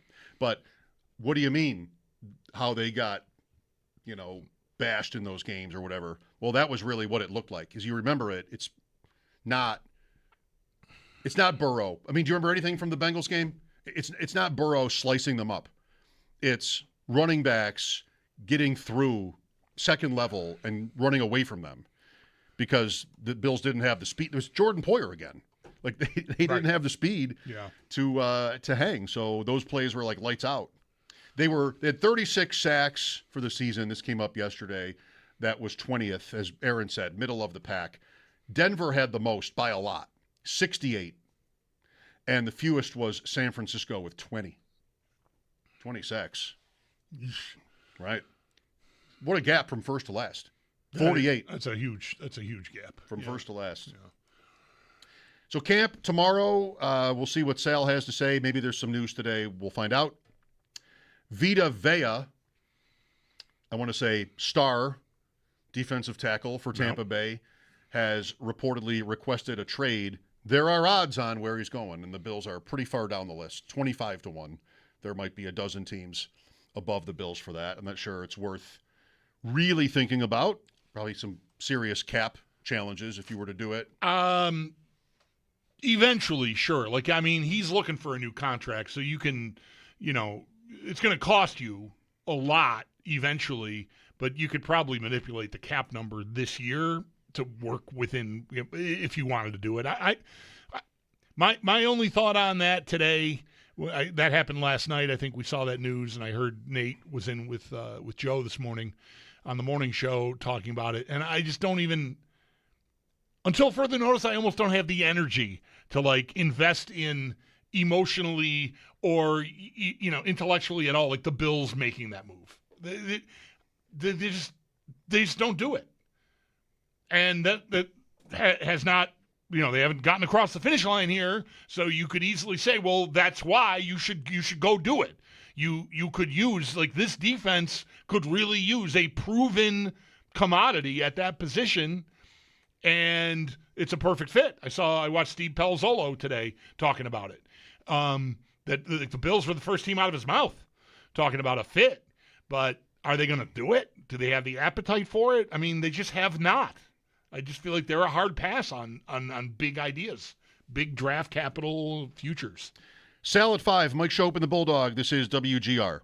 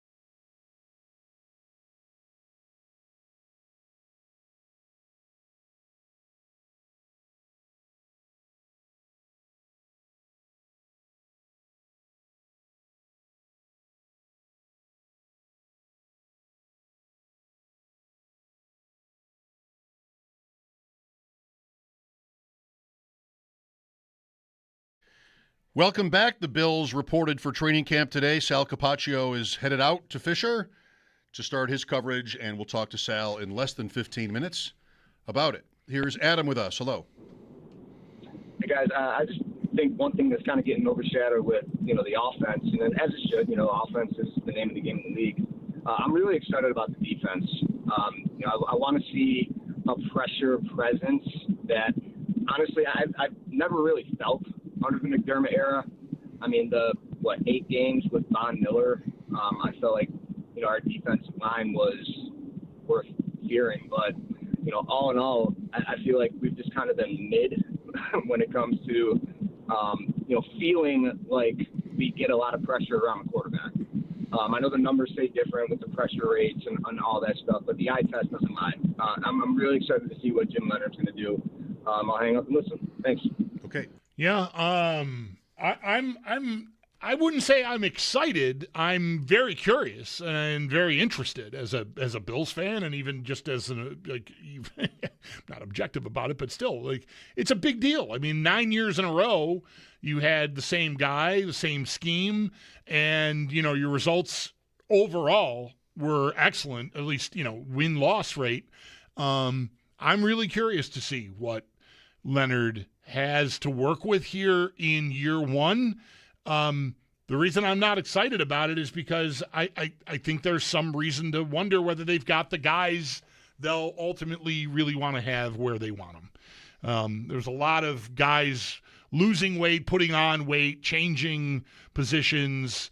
That's a lot, I think, to have all fall into place, to have the defense be, top quarter of the league or something. So I'm bracing for an adjustment. But it's certainly one of the biggest storylines because the offense is mostly intact. You've got DJ Moore added to it and a new left guard. Otherwise, let's go play ball. So I think what you've got there. The defense is the big question. Right, same coach too. Right. Well, we'll see what Sal says. This is interesting to me. Kentucky, the general manager, college teams have general managers now, left. Effective immediately, just within the hour, Pat Biondo has resigned as the general manager of Kentucky football. Ray Davis subtweets, "Let me know who needs my resume." Okay, then. Played there. Yep. Maybe he sees that as his future. He is older. First day of camp. Oh, there's a job opening? He's not a young he's not a young third-year player. No. I mean, you could do that like most people would in private. I mean, he would know everybody there, right? Ooh, what happened? What happened to Pat? Yeah. What are they going to do? I might like that job. So, you would just you or I quit. Yeah. Somebody who works at Channel 4 probably doesn't go, "Let me know who needs my resume." Or maybe they do. It's that good here. I mean, maybe they do. But interesting from Ray Davis. Maybe I should apply for the Kentucky football position today. I don't know. Sal next on WGR.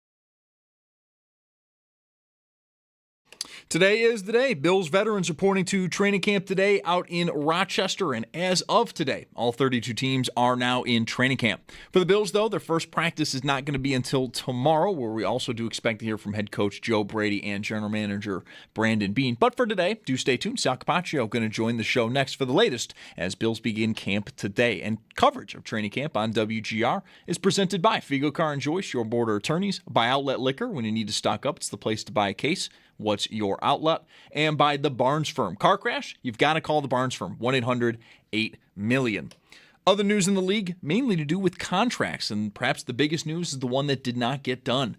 Bucs quarterback Baker Mayfield will play out the final year of his contract with Tampa Bay after the two sides were unable to reach a long-term deal before the start of camp. The Bucs are also dealing with defensive tackle Vita Vea requesting a trade yesterday. And in the deals that did get done today, the Eagles lock in defensive tackle Jalen Carter, 4 years, $152 million. $106 of that is guaranteed. He is now the highest-paid defensive tackle in NFL history. And then the Vikings, they signed tackle Brian O'Neill to a 4-year, $96 million contract. And then in terms of retirements, we got one from Bills cornerback Dane Jackson, who called it a career after 6 seasons in the NFL, 5 of which were with the Bills. It's Paddock Chevrolet Sports Update. Paddock Chevrolet with you for the extra mile since 1935. I'm Zach Jones for Western New York's Voice of the Fan, WGR.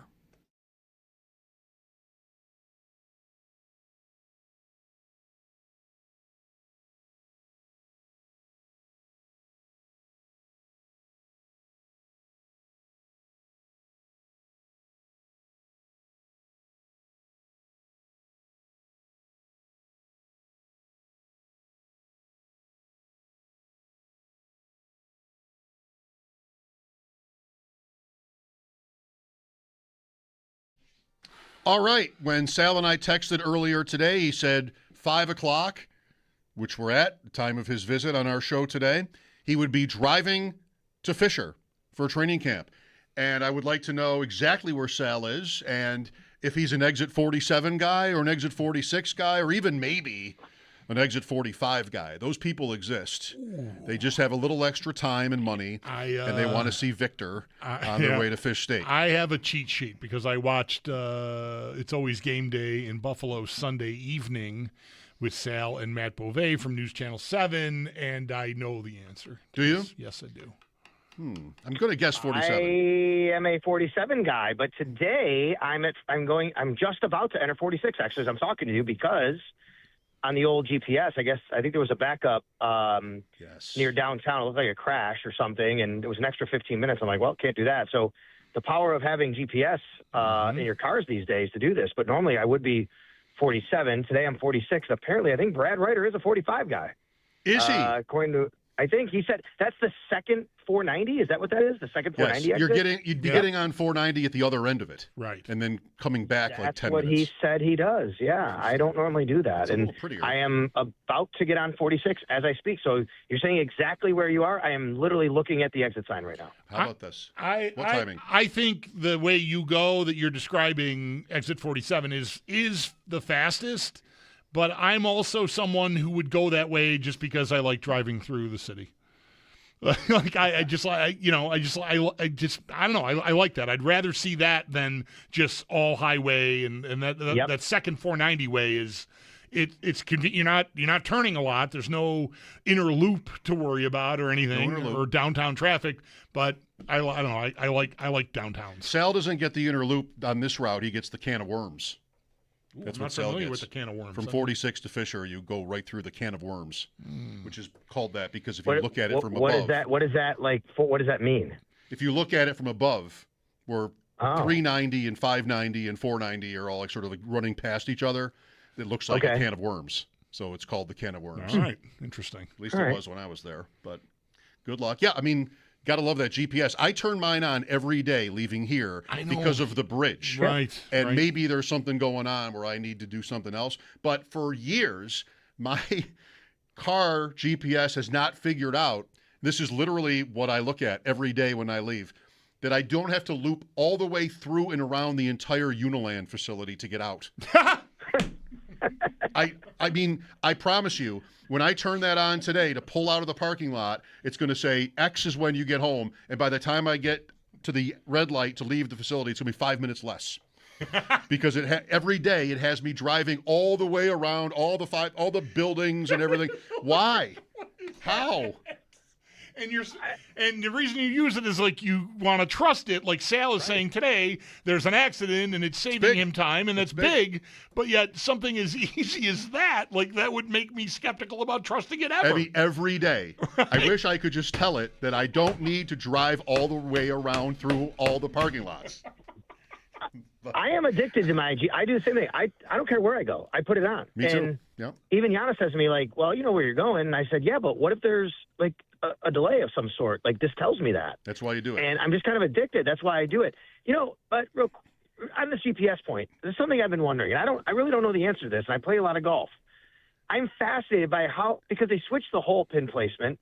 But if you're in the cart and it says, 121 yards to the pin, how does it know? Like, how do they set up the exact every day? Like, does someone go around? I really don't know this. Someone's got to tell me and say, Sal, you didn't know this?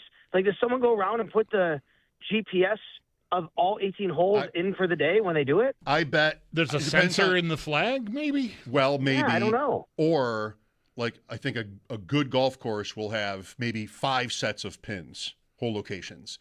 And maybe you can set it to, like, today is a C day. Right. And so it will know where the hole is on a C day, like school. Either that or sensors. Either one of those to me are possible. Yeah. Or likely even. I don't know for sure. But I don't know for sure either.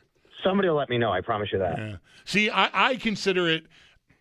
I never use mine unless I'm going somewhere that I feel like I need it. Right. I've started going in the last year or so to play golf at Dandy Farms a lot. Mm-hmm. And the first half a dozen times we went out there, I had the GPS on. And then, like, I don't know, the most recent times I've gone out there with Owen, he's like, you want me to put it? I'm like, no, I'm going to try it. I want to see if I can figure out how to get there. There's a few turns, or whatever, but I got it. And now I feel like that's ridiculously so some sort of a badge of honor for me. I know how to get to the place I've been 10 times. Not worried without about the big GPS. delays. Not worried about big delays on a Saturday or Sunday afternoon, I guess. But drive to Akron. And none of it's highway. It's all side roads. But well, if you guys want to come to Fisher, the reason I saw you for a brief moment today at the station, I dropped off your credentials, so they're on our boss's desk. Thank you. All right, appreciate that. I'll just wear my alumni badge, but thank you as well. All right, Sal. Well, I mean, of course, we've talked about leading up to today so many times, but now that it's here with a new head coach for the first time in 10 years, it's going to be an interesting, camp is like barely more than a week, but it's going to be an interesting summer for what's left of it. Yeah, I am. It's weird. Like, I am more kind of focused and concentrating on the new defense and the new defensive coordinator, because I just think that's so much more like kind of the fabric of the Bills here. Yes, Sean McDermott's been the head coach, but Joe Brady's been here. These guys know him. The offense knows him. They've been a great offense. That's a big story. There's no doubt. And maybe I'm not rising enough to think about that as much as I am the defense, because I just believe that Sean McDermott would be here if they didn't really want a new defense. Like, that's the reason. That's the biggest reason. It wasn't because he was necessarily a quote-unquote bad head coach. It was, we need a new defense. You can't do that without changing out Sean McDermott. And, oh, by the way, going back kind of to what it was right before him, this is a Rex Ryan influenced coach in Jim Leonard. That's who he played under. That's who he, modeled, a lot of what he did under when he got to Wisconsin and, became a defensive coordinator. I'm really interested in that. And yes, I mean, Mike, I think you hit a lot of the right points about how much the fan base, and I'm one of these, it might not realize like the difference between, what's going to happen here with Joe Brady and Sean McDermott, however you phrased that with Tyler when he was on earlier. But I'm one of these people who, it just hasn't hit me quite yet that Joe's the head coach, because I'm familiar with Joe. I have a relationship with Joe, and he's still here. But the defense will be totally different. Yeah. We just had a call that somebody saying, it was basically, it's one of these people that's going to tell you, like, I'm not hearing anybody talk about this. And like, I don't know. I didn't say this to the caller because I didn't want to bog us down. We were up against the clock. Like, I feel like when we talk about the Bills, I'm talking about the defense all the time. Like, the offense, I don't want to take for granted the offense, but it's hard not to. Really, the big question on the offense is, does DJ Moore elevate their passing game? But their offense has been excellent, and they've got everyone back with the addition of DJ Moore and then a new left guard, which I'm not going to lose a lot of sleep over. I feel like, they're going to get what they need out of Alec Anderson or Austin Corbett or your name here. The defense is, to me, the bigger wild card in the whole scenario, along with Joe Brady being in charge of the whole team now, not just the offense. Like, that's a big change. I don't want to overlook that. But yeah, the defense, to me, who's going to be where, right? Like, what kind of, we were talking about it just last segment, Sal. How heavy a rotation are we looking at? Like, how deep does it go? How much do the best guys play? Is it similar to what was under McDermott? I know I could go look at Denver, although it wasn't Leonard's show there entirely, to maybe get some clues. But, does Ed Oliver play more in Jim Leonard's scheme? Does Deion Walker play more than he did last year? Like, I'm curious about all that. I am too. And all of these are unknowns, and these are questions that we really won't know until we get to the regular season. In the meantime, here, over the next few weeks, we can at least start to see kind of what it looks like, the formulation of it, putting it together a little bit.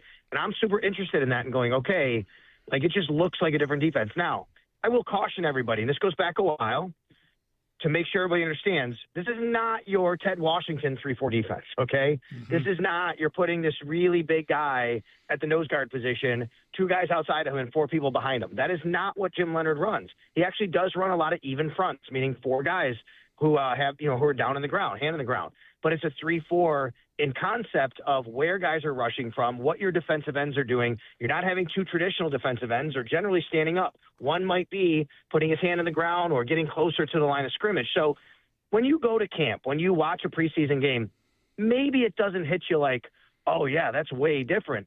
But it absolutely is. And I think the biggest difference is going to be how they are going to approach a down-to-down basis. Where pressure is going to come from, how much pressure they're going to use, what coverages they're going to play in the back end. Sean McDermott, to me, is an excellent, excellent defensive coach. I think his numbers speak for themselves. I know they've had problems in the postseason, but one of the reasons they've had problems in the postseason is because his defense is, I guess, stagnant would be because it's about doing your job, being coachable, keeping everything in front of you, being sound, and that's great. But that I think we've seen now kind of has a ceiling. And what this team is trying to do is not have that ceiling. It's to try to break through that ceiling and get those big plays. But with those big plays are going to come things that we haven't seen before, could also wind up giving up big plays. They also had terrible luck injury-wise in postseasons with their defense.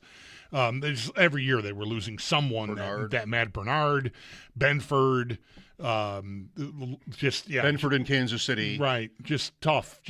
Bernard against Kansas City here. Mm-hmm. By the way, I love a Ted Washington drop. Yeah. Well, with that in mind, like, is that Vita Vea is in the news today, right? Demanding a trade. Certainly, it's an appealing enough idea. It's a great player at a position that, a lot of people see the Bills as being in need of. But with that said, I mean, Deion Walker not being Ted Washington, he's a big, heavy guy. I think he did drop some weight coming into this year, but the fact that he's not that take on 2 guys space eater that a guy like Washington was, maybe what you're saying is that they don't need that necessarily. This is not that kind of 3-4. That's right. That's not really what they're going to be counting on. Will there be times where maybe a Deion Walker is going to be asked to do that? Sure, but that's not what the basis of this defense is. The basis of this defense is we're putting 4 guys on our second level, and you have no idea which one is coming at you from which spot. They're going to be athletic enough to move around. They can stay where they are, stop the run, but we're going to move guys around. And then those guys up front, we can kind of play games with them. We don't have to tie them up necessarily, tie up the offensive line and be a 2-gap guy. 2-gap meaning right to your right and to your left. You have 2 holes there, and you have to kind of monitor both of them. They're still going to ask that Oliver to penetrate in this defense. They're going to ask Deion Walker to penetrate in this defense. But that's really where the difference is. It's going to be the aggressiveness of where these guys are coming from, where the blitz package is going to come from, disguising coverages. And, yeah, the Bills would do that before, but when you have a 3-4, it's a little bit, I guess, easier to do something like that because you just have so many guys that can walk around and do different things. As far as Vita I say it again, Vita Vea is concerned. Tim Graham was tripping me up today when he was talking about him and how he was pronouncing his name, and they were having fun with it.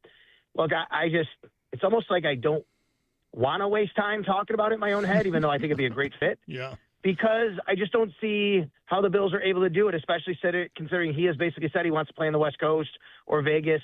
And it reminds me of an NHL player who wants to get dealt, and then all of a sudden there's a no-trade clause, a no-movement clause. You're like, well, yeah, it'd be great if the Sabres could do that, but that's not happening. And I don't think it would even be, even if the Bills really, really, really, for the first time said, okay, we're going to do this. We're going to go all in and make this happen. Sure, could you have a conversation and talk him into it? That's possible, but it feels like it's almost just a waste of breath to talk about and not get your hopes up. Did Tim, by the way, or yourself get to Vita Vita Vegemin when talking about Vita Vea? I could see Tim Graham getting to Vita Vita Vegemin. No? That wasn't it? Okay. I missed it. I wasn't sure. You know what the reference is? I don't get it. I have no idea. I Love Lucy. Oh, okay. She had to read a commercial. I Love Lucy. The show has never sounded older than this. It's a television show that was in black and white. Yes. She had to read a commercial for Vita Vita Vegemin, and then she would have had a tough time with it. This is Vita Vea, by the way. So, Sal, you might have been listening too when I was kind of having a little bit of a tennis match in my brain about what the Bills' defense in 2025 really was. I mean, people, I think, overstated how vulnerable they were against the run, at least to my ears, and that's usually only something that happened when I was sitting right here listening to fans. And maybe they would really overstate that. I know we talked about it a lot. Look at some of the metrics. It's not that bad. Look at their ranking. But if I think about it, as I did earlier today, another way, there were a pile of games when they got gashed. And that isn't stats. I mean, that was Baltimore, and that was Bijan, and that was Sean Tucker out of Syracuse, and that was a few other guys over the course of the year. So, I don't know. Did we, not to ask it this way, how much better do they need to be defensively than what they were last year? I think you agree with this, Mike and Chris, both that, passing, and if you're good against the pass but bad against the run, that's at least you're still haven't getting a chance to win because you're holding teams back. But that being said, you can't be as bad against the run as the Bills were consistently and, expect to, shut teams down the way that they want to. So they have to be better against the run. But I'm going to say this, guys, going back to the point I made earlier about the new defense. One of the big issues with the defense last year, it's not just against the run, is they were getting beat a lot to the edge, a lot. Remember the Sean Tucker run for a touchdown you just mentioned, right? Bijan around the edge. I mean, Joey Bosa just kind of had no interest in playing the run. He just, that's fine. I mean, he was there to get the quarterback. I get it. But every time there was a big run around the edge, it seemed like Joey Bosa was involved in some sort of, he let him get around the outside. And that was a common theme around the defense last year, no matter who was in there, it seemed like. The run that Henderson had against the Patriots, I think that was A.J. Epinesa who got sucked in, right? I think that's who it was there. But it just seemed to happen too often. So by the nature of the new scheme, I think they should be better there. What the Bills did this offseason was, yes, they want to be better against getting to the passer, getting sacks. There's no doubt about it. But they really concentrated on getting a guy in Bradley Chubb who's an excellent three-down guy. Bradley Chubb is really good at stopping the run. He's very good at that, and so is Greg Rousseau, by the way. And especially when you put him off the ball, off the line of scrimmage, and they're outside and going, okay, you want to come my way, I can set the edge. I have more room to do that here. I'm not just flying off the edge to go get the quarterback. And then they go get T.J. Parker, who, by the way, what did Brandon Beane say about him? He compared him to Bradley Chubb. I mean, this was a concentrated effort. I think part of it was we were so bad on the edges last year. It wasn't the middle of the defense. Sure, that happened once in a while. It's let's make sure that we're keeping everything in the middle and letting our linebackers do work. And I think they feel better about that situation. I mean, it's all those examples, and it's even week one in the Ravens game where close your eyes, what is Derrick Henry doing? Just running right through them off tackle. Like in the game in Baltimore, he busted along in the game they won the year before. So lot of help needed there. Yeah. T.J. Parker is someone who mostly this is because you have, and I think a lot of people have followed your lead, sort of targeted started right after the draft, like Saturday and even Friday. Like the third and fourth and fifth round picks were more interesting than maybe the second round pick. Yeah. But that said, T.J. Parker is their first pick, and it's at a position where they're still looking for the next guy that's going to be an impact player, a difference-making type of player. And the thing that's interesting about him, I think, to maybe remember is that I watched a podcast today with Sam Monson and Steve Palazzolo, and one of them, I think Steve made this point, like Parker was getting top half of the first round type buzz after the 24 season. But last year was a tough year at Clemson. He didn't fill all this out, but he said that's a player that, a year before his draft year was a high first round projection. And the entire Clemson defense kind of fell off a cliff, and the production went away, and so Parker fell down draft boards. I wonder if maybe there's a sneaky difference-making player there in the form of T.J. Parker. Yeah, I think they really liked his film from 2 years ago, and there was a defensive scheme change at Clemson last year, which was part of the reason I think the Bills felt, and he felt, that maybe the production wasn't quite there. I remember what Ed Oliver said about him during minicamp. Ed Oliver said he was watching film of a practice, and he saw a defender running with one of the running backs. He's like, oh, man, like, who's this guy on our team? Like, he's running with the running back. And then somebody said, that's T.J. Parker. And he's like, wow, like, this he's fast, he's athletic, he can do that. And, yeah, I think that maybe that speed, that athleticism, that explosiveness, that really wasn't the thing we talked about when he got drafted, might be better than we anticipate. And this could be a guy that they could really rely on. I think the question with Parker is going back to what you said about how I kind of started this after the draft, saying it's an upside-down draft and the guys later might contribute I just don't know where the opportunity is right away. Bradley Chubb's a 3-down guy. Greg Rousseau's a 3-down guy. Yeah, you can rotate them. It's a long season. No problem with that. But, like, there's no starting spot for him to take right now, right? So it's not like Caleb Elarms-Orr, who's going to have that door wide open. It's not like somebody who comes in at safety and, C.J. Gardner-Johnson gets signed, and I guess bad example there, but you guys get the point. Yeah. Jalen Kilgore, they'll probably find a spot for Jalen Kilgore to be on the field in specialty situations to be your nickel corner, your big nickel.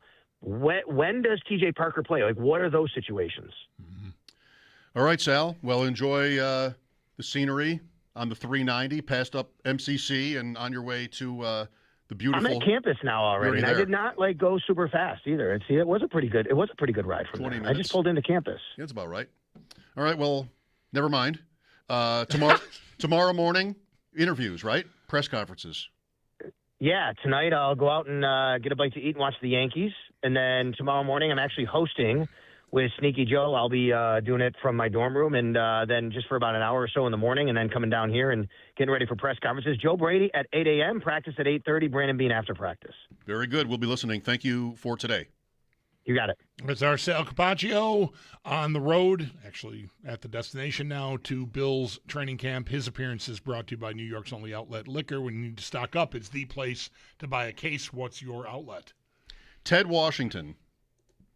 Apologies might be necessary to fans and the players from the 1960s, but best interior defensive tackle the Bills have ever had?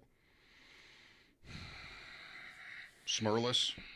Smirlis was an all-pro, I think. Man, Washington was like, what a presence, that guy. Yeah. On the field and off. Yes. He 6'5", 350. Yeah. Maybe. Yeah. Was he 6'5"? He might have been maybe not 6'5", but I think more like 6'3", 350 is what I got in my head here. But I never stood next to him, so I'm not. I can't vouch. I did. I didn't enjoy it for sure. How big? He liked to yell in the locker room.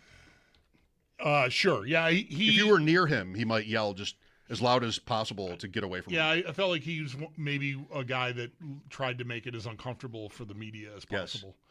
Yeah, no, Tom Sestak is the other name. Sestak. You mentioned, like, apologies to the guys in the 60s, but like that's the name that I think Bills fans of, not even older than me even would say, like, hey, that's the guy. I think that's right. Yeah. We had Sam Adams for a minute. Yeah. Sam Adams to me was sort of like Ted Washington, like dollar store Ted Washington. Oh yeah. He's better than that though. Like, is there something between dollar store and like the big Sure, there is. I need something in between. There's got to be. Yeah. Definitely. Coles, Ted Washington. Washington played until he was 39. He played for the Browns in 07 when the Bills played them, and maybe that was the year they lost in the snow. Okay. And I don't think he lasted the season, but he was on that team. He was on the Niners team at the beginning of his career, the front of his career, that lost to the Giants, or the year after, right? Like 91, maybe. 90 is the Giants' loss, and then 91 he's on San Francisco. And he wins a Super Bowl with New England also. Wikipedia says Ted Washington was listed at 6'5", 375. All right. How do you like being identified at 6'5", 350 and it's light? Zach's face just like, I'm sorry, what? Yeah, right. Right. That is a massive individual. And guys are bigger now. Right. You know? Good God. Yeah. Ted Washington. His dad played for like a decade for Houston as well. Okay. We've had a few different things along the way. Defense stuff, camp starting, uniforms as well from yesterday. 803-0550 if you want to tap into any of that. We'll look for your calls after sports. Mike Schopp and the Bulldog, WGR.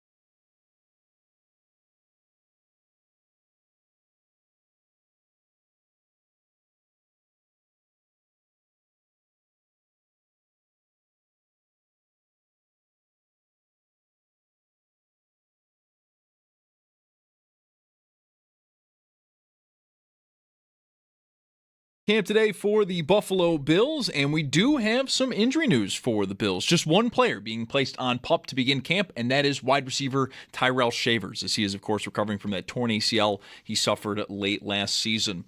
As of today, all 32 teams are now in training camp, and for the Bills, their first practice is going to be tomorrow, where we also do expect to hear from head coach Joe Brady and general manager Brandon Beane. Coverage of training camp on WGR, presented by Fiegel Car and Joyce, your border attorneys, by Outlet Liquor. When you need to stock up, it's the place to buy a case. What's your outlet? And by the Barnes Firm. Car crash, you've got to call the Barnes Firm, 1-800-8-MILLION.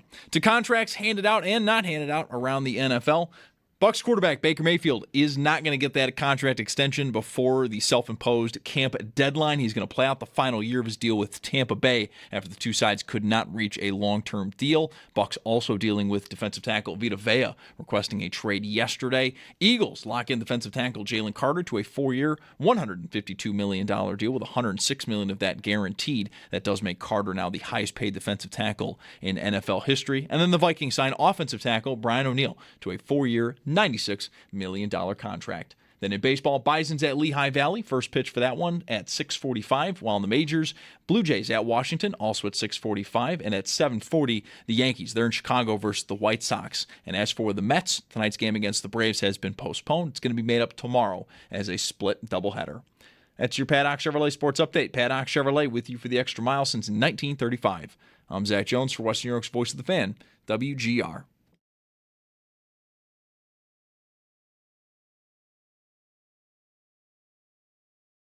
We like the Bills' defense to rebound a little bit this year. We think a couple of things. First of all, it's just general rebounding, right? They were a good defense until last year. They were really bad on third downs.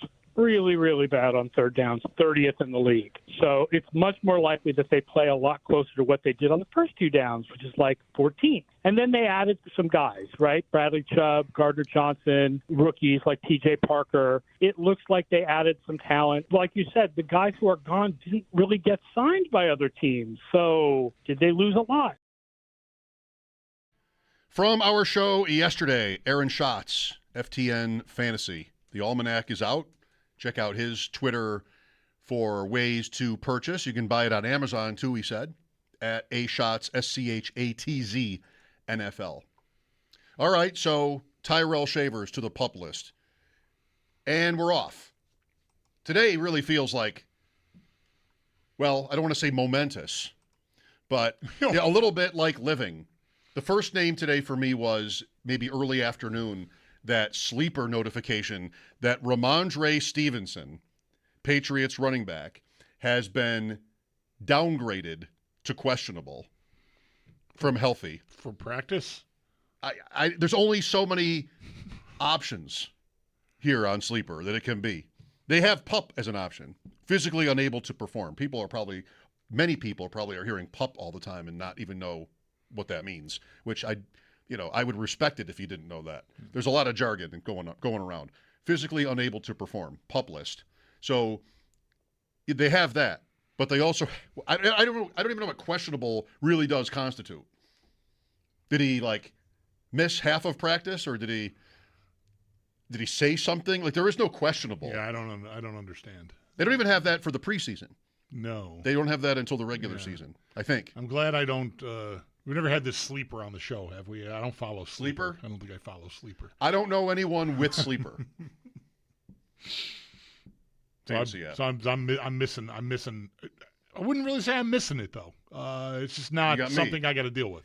Did we ever figure out a way for your phone to notify you when I joined a league? Was that from yesterday? How great would that be? I would love that as a prank. And there's no way you could disable it. Right. It's just a feature on my phone. Anytime I join a league, any site, there it is. Bulldog gets, often I'll do a draft at 11 at night, and you're asleep, and you can't turn it off. Yeah. And your phone dings. I got enough issues as it. Do you and your family, do you guys share, are you on the same plan? No. Okay. We have maybe 3 different. Okay. Because we're, with the 4 of us here, the 2 kids and my wife and myself are all on one account, and probably better. Yeah, I mean, from a bill payment standpoint, I think, yeah, sure. from the streams crossing standpoint, like it's horrendous. My wife, this used to happen, but I figured out a way to disable it. But every time somebody changes something with the Apple ID or something, like the phones, I don't want to say they go haywire, but like I would start getting all the texts that are directed to my wife. I would get her text messages. She would not get mine, but I would get hers. I got it, and luckily I've got at least one kid who's somewhat tech savvy, and you can figure out like how to. Okay, this is your problem. Okay, fine. So rectify that. Now she's getting my texts, and it's not just people in the Apple orbit, like that, and that's what it was with hers to mine. It was only people that are also Apple consumers that would just come to my account. But I found out a way to disable it. She gets texts from, like, you and I have a text thread. She has that. And if she deletes it, I lose it. Oh, wow. So she feels some compunction to keep these things in her phone. But, like, she's got, whatever, a 6 months thread of text thread with you and I in her phone. What do we text about? It's been more frequent. It's all just, it's mostly work stuff. But golf tournaments. Yeah, right. Whatever. And furthermore, I get these weird, like, group texts from her work that show up. And there's like 40 people in the thread. And it just shows up with like a bunch of numbers at the top of the thread, but there's no content there. But it shows up in my phone. Like every now and then I'll go further into my text threads to see, like, if there's anything I should delete, anything I still need, whatever.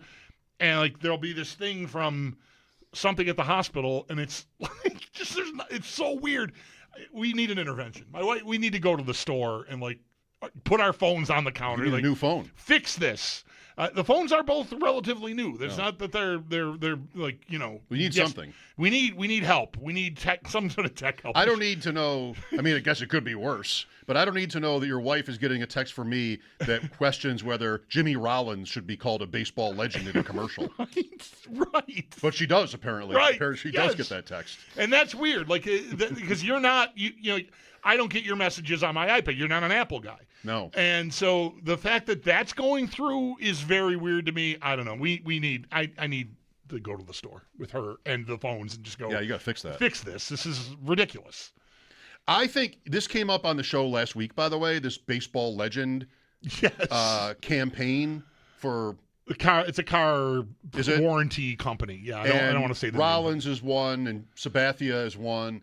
And on the screen it says baseball legend, and you complained about that. Yeah. And I'm like-minded when it comes to that. Like that's a very lofty word. Yeah. And then I saw the spots with both Sabathia and Jimmy Rollins separately, and I kind of sympathized with the ad people for the first time in my life because legend is too much. CC Sabathia is not a baseball legend. Lou Gehrig is a baseball legend. Right. Okay? So legend is wrong. But what should they say? And we talked about this, like baseball great, even though I'm not sure even great is right. But he is in the Hall of Fame. So maybe great's a little bit less than legend. Yeah, but for sure, I think. It doesn't necessarily – Tino Martinez is another one. Yes. It doesn't necessarily imply that he's retired. Baseball star, even like great, doesn't necessarily imply that they're not still playing. I feel like great. We didn't talk about this part on the air. I think we texted about this. Yes, with and your wife and my was wife. involved Yeah, you should have seen her thoughts on it.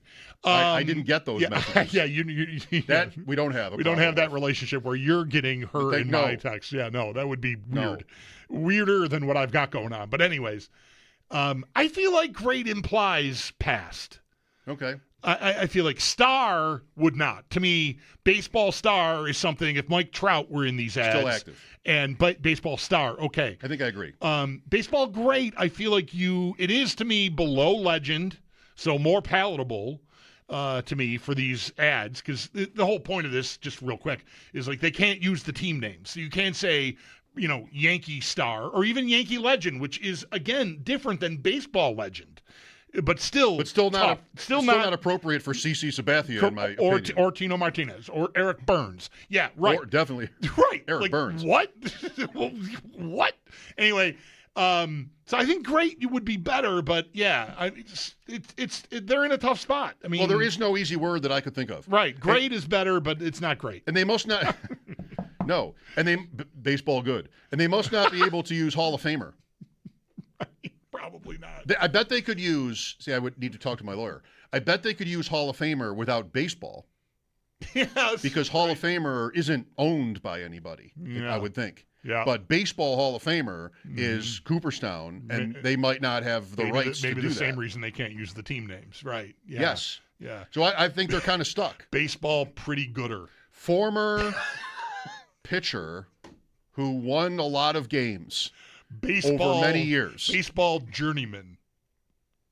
Am I buying a car warranty from a baseball journeyman? No. Probably not. These guys are above that. Right. Well, not so much Eric Burns. That's he who might not be above that's that. what I have in mind with baseball journeyman. Baseball player. Right.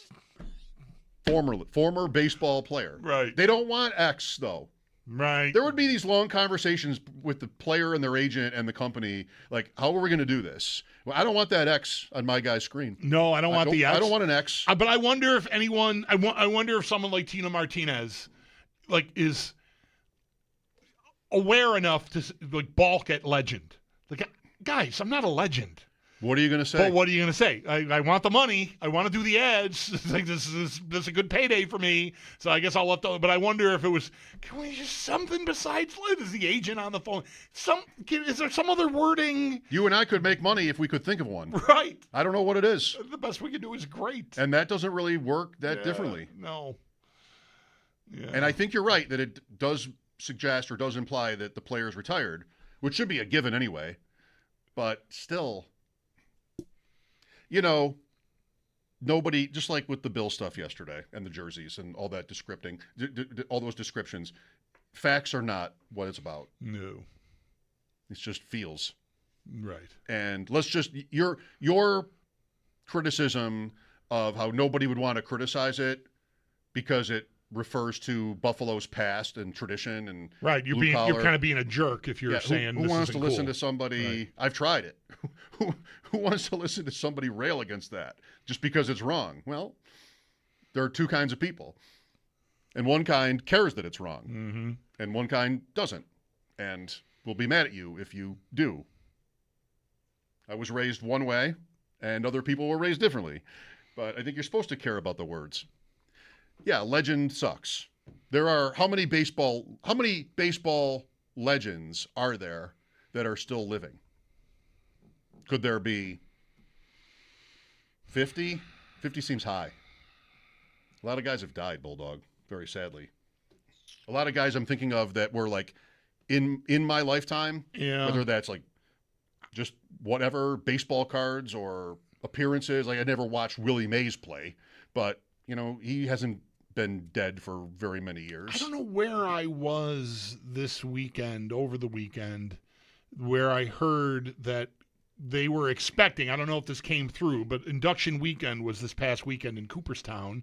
I played golf with a woman who grew up in Cooperstown on Sunday. Maybe this is where it came up. Maybe she said they're expecting the most living Hall of Fame. Well, yeah, you told me this. Oh, yeah? Okay. Yeah, you told me you heard this. The biggest number of Hall of Famers to be in attendance at the I don't remember telling you that. I can't remember where I heard Somebody it. did. Okay. I think it had to be someone else. Okay. I don't think I knew it last time we saw each other. Well, before yesterday. Yeah. But anyway, like that would have been probably some legends there. There probably are, but they're not legends to us. They're John Smoltz. They're Chipper Jones is who they are.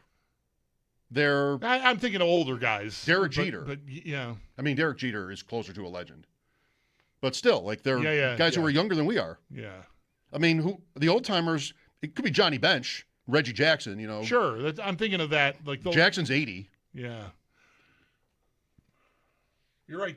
People have died. Aaron Mays. Right. I mean, right. A lot of Seaver, Sutton, Gibson. They're all dead. Yeah. Those guys, you know, would have been staples. Right. With that, but it's been a while. Those are, you know, we don't need to go name guy by guy. Are they all legends? No. Don Sutton is probably not. Right, but some of those guys. Rest in peace. Mays and Aaron certainly are. Yes. Yeah. Yeah. Yeah. Be careful with that word out there. That's the lesson. Yeah. That's the lesson. Be careful with the word legend, because if you say it in some sort of like, oh, Bill's legend, so and so is leading the charge, and I won't use a name here to be rude. Right. It's probably ridiculous. Once or twice a year, it isn't. Most of the time, it is. Yeah. You know, again, to people who care about and again, word usage. Criteria, like team legend versus sport legend, that's different too. Very different. Which is why, like, you know, I'm not here to tell you Tino Martinez couldn't be a Yankee legend, but I know they can't say Yankee legend in the ad, so he becomes baseball legend, and now we got a problem. He's not even that. You got to be a certain age too. Like he's too young. Legend is sort of like, were they even real? Right. Is kind of what the word means, you know. Was that even a real person? Yeah. Tino Martinez, I'm pretty sure I watched him play. I think he was real. Yeah, he was all right. Mike Schopp and the Bulldog. All right, enough about that. We'll be back after this timeout here on WGR.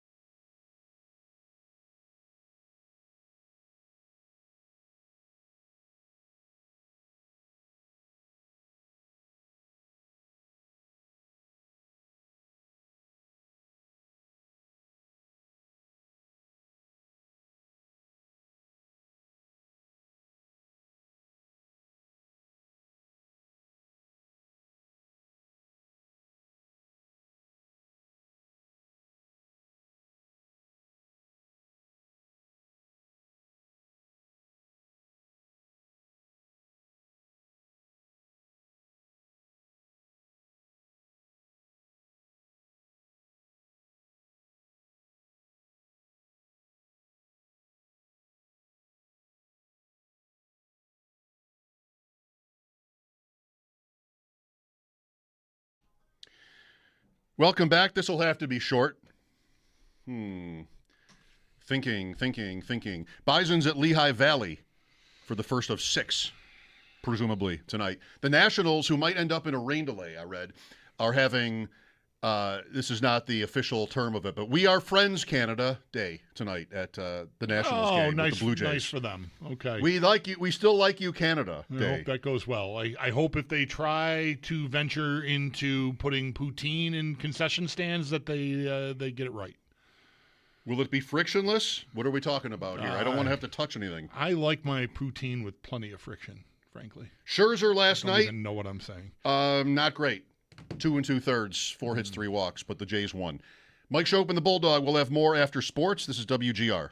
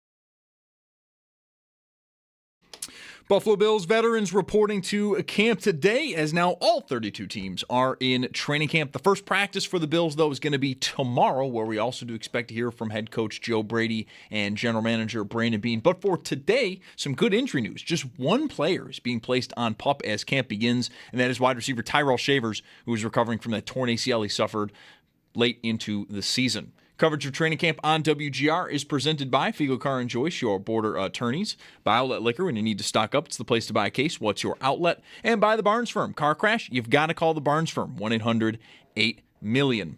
Around the league today, a lot of contract stuff. Though maybe the biggest news is the contract that was not given out, as Bucs quarterback Baker Mayfield will be playing out the final year of his deal with Tampa if the two sides were unable to reach a long-term deal before the self-imposed deadline of the start of camp. But there were 3 contracts that were given out today. The biggest one is the Eagles locking in defensive tackle Jalen Carter, 4 years, $152 million.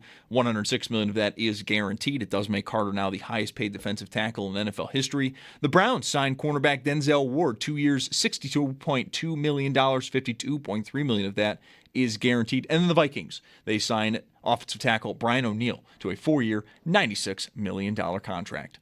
That's your Paddock Chevrolet Sports Update. Paddock Chevrolet with you for the extra mile since 1935. I'm Zach Jones for Western New York's Voice of the Fan, WGR.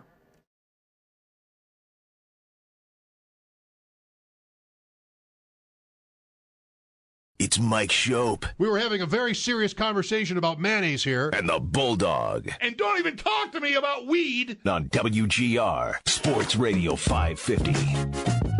Bulldog doesn't get the sleeper notifications. Maybe his wife does.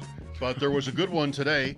Tank Dell cleared to participate in camp for Houston. Yeah, I saw that without following Sleeper. I mean, you told me also, but I also got some other account told me Tank Dell's cleared. Here comes another one. Yeah. I want to get back to Houston. Here comes another one, a player you enjoy, Marvin Harrison Jr. His status has changed from questionable to healthy. Questionable. What, did he end the season questionable and that just sat there, the queue? That is a thing in fantasy, by the way. I imagine that's like mini camp, like he was limited in mini camp or something. That's what those actually probably are. They've been in because they have the Hall of Fame game. Oh, Arizona. Right. That's right. So maybe he did something. There was some controversy to it. There was a clip of him making a catch or then like not making a catch, and people argued. This sounds like what you would read from Grok or something. And people argued online about whether Marvin Harrison will have a good season. You have to turn your head like this. Narrator. People argue AI about everything online.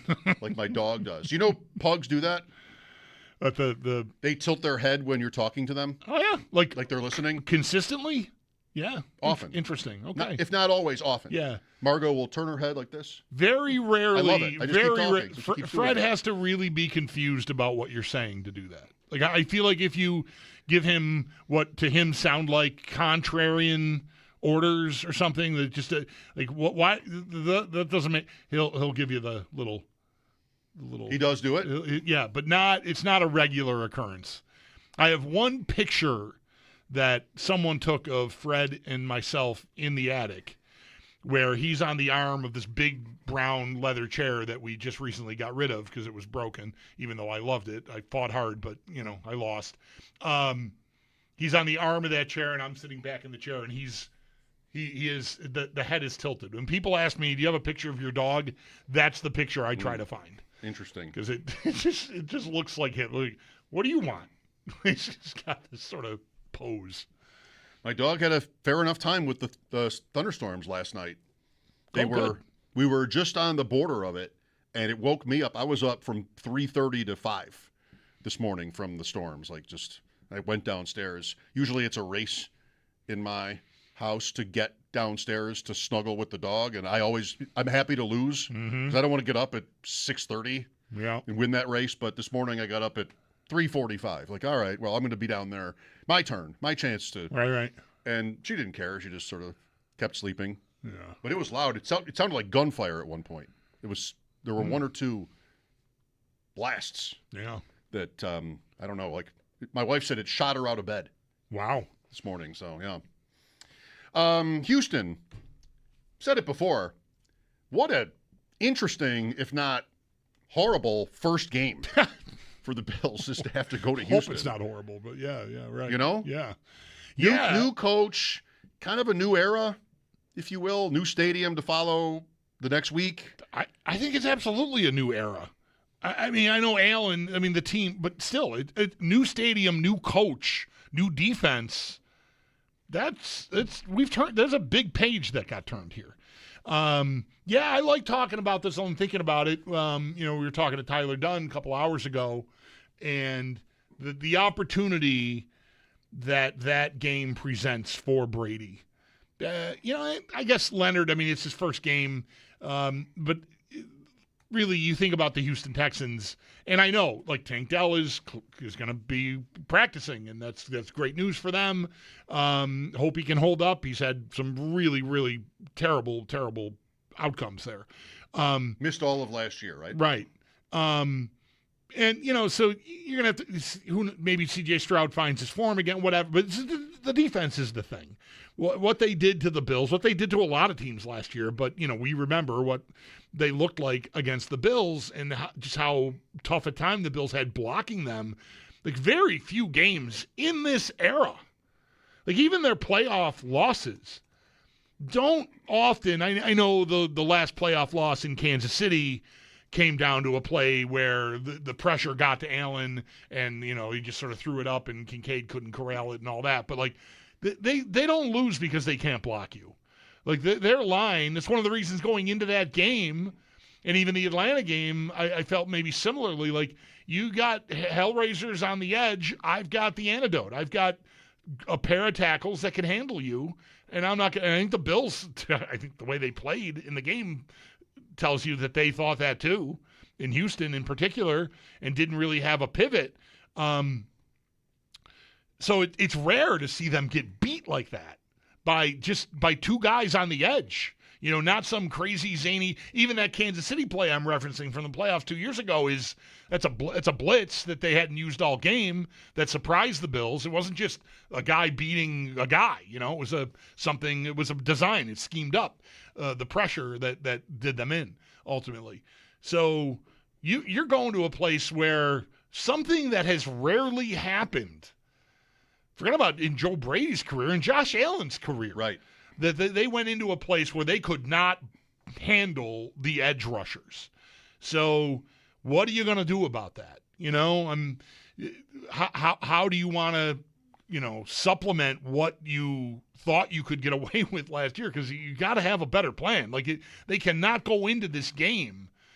Maybe maybe Dawkins was compromised in some way that we didn't know. Brown definitely was in that game. Yeah, he struggled to stay on the field. Right. So maybe they're healthy and you start the game and you just want to see if it can be a better day for you if you don't do something else, right? But you better be ready. It'd be stunning if they weren't at this point with something to offset that. Whether that's, flares out of the backfield to James Cook, screen passes, two running backs, not the little Shakir necessarily, although, that probably should, in theory, work too. You got to have something in the bag here to handle that. And, in the Bills' defense, it is, I've just said it, it's not something that they've had to deal with hardly at all since they've been this elite team where their tackles are just getting their doors beat off. It just doesn't happen. So maybe they thought drive after drive, like, okay, that was bad. Go get them next series. Like that. Just that wasn't your series. But it just never got better. They just got beat like a drum. So Brady's got to have a something ready to offset that, and that's a heck of a hurdle for your first game. Well, it doesn't exactly sound on the surface conducive to Dalton Kincaid playing a lot, or 11 personnel with Moore, Shakir, and Palmer or Coleman or whoever it is. It sounds like you want to get heavy. And it'll be an interesting conversation as we get closer because the Bills have already, reformed somewhat to be that team. And they've been very successful at it. So that might come easy to them. Although it didn't work out, whatever they did that night. Right. They got blown up for some of that game. But They might, go in. I think whether they play Houston the first game or not, I don't really think there's much of a good reason to think that they're going to want to be, if you will, fancier. That's just kind of how the trend is going a certain way in the league. The Bills have been leaders in that. They've definitely changed how they play the last two to 3 years. Really, it starts with Brady, doesn't it? It starts with when he took over. And they basically just shunned Diggs. And it was James Cook time. And he had that Dallas game where they just, what did Cook go for? 200 yards in that game maybe, that night, or that late afternoon Dallas game, just like a blowout. And they really just were this physical run-first kind of team. And, to whatever extent that I think it stands out some, they've continued to do that. And so maybe Houston is the kind of team that anybody would want to play that way. But you're talking about maybe a fullback, or you're talking about 3 tight ends. Yeah, that should be a part of it. It's going to be a part of probably every game they play this year.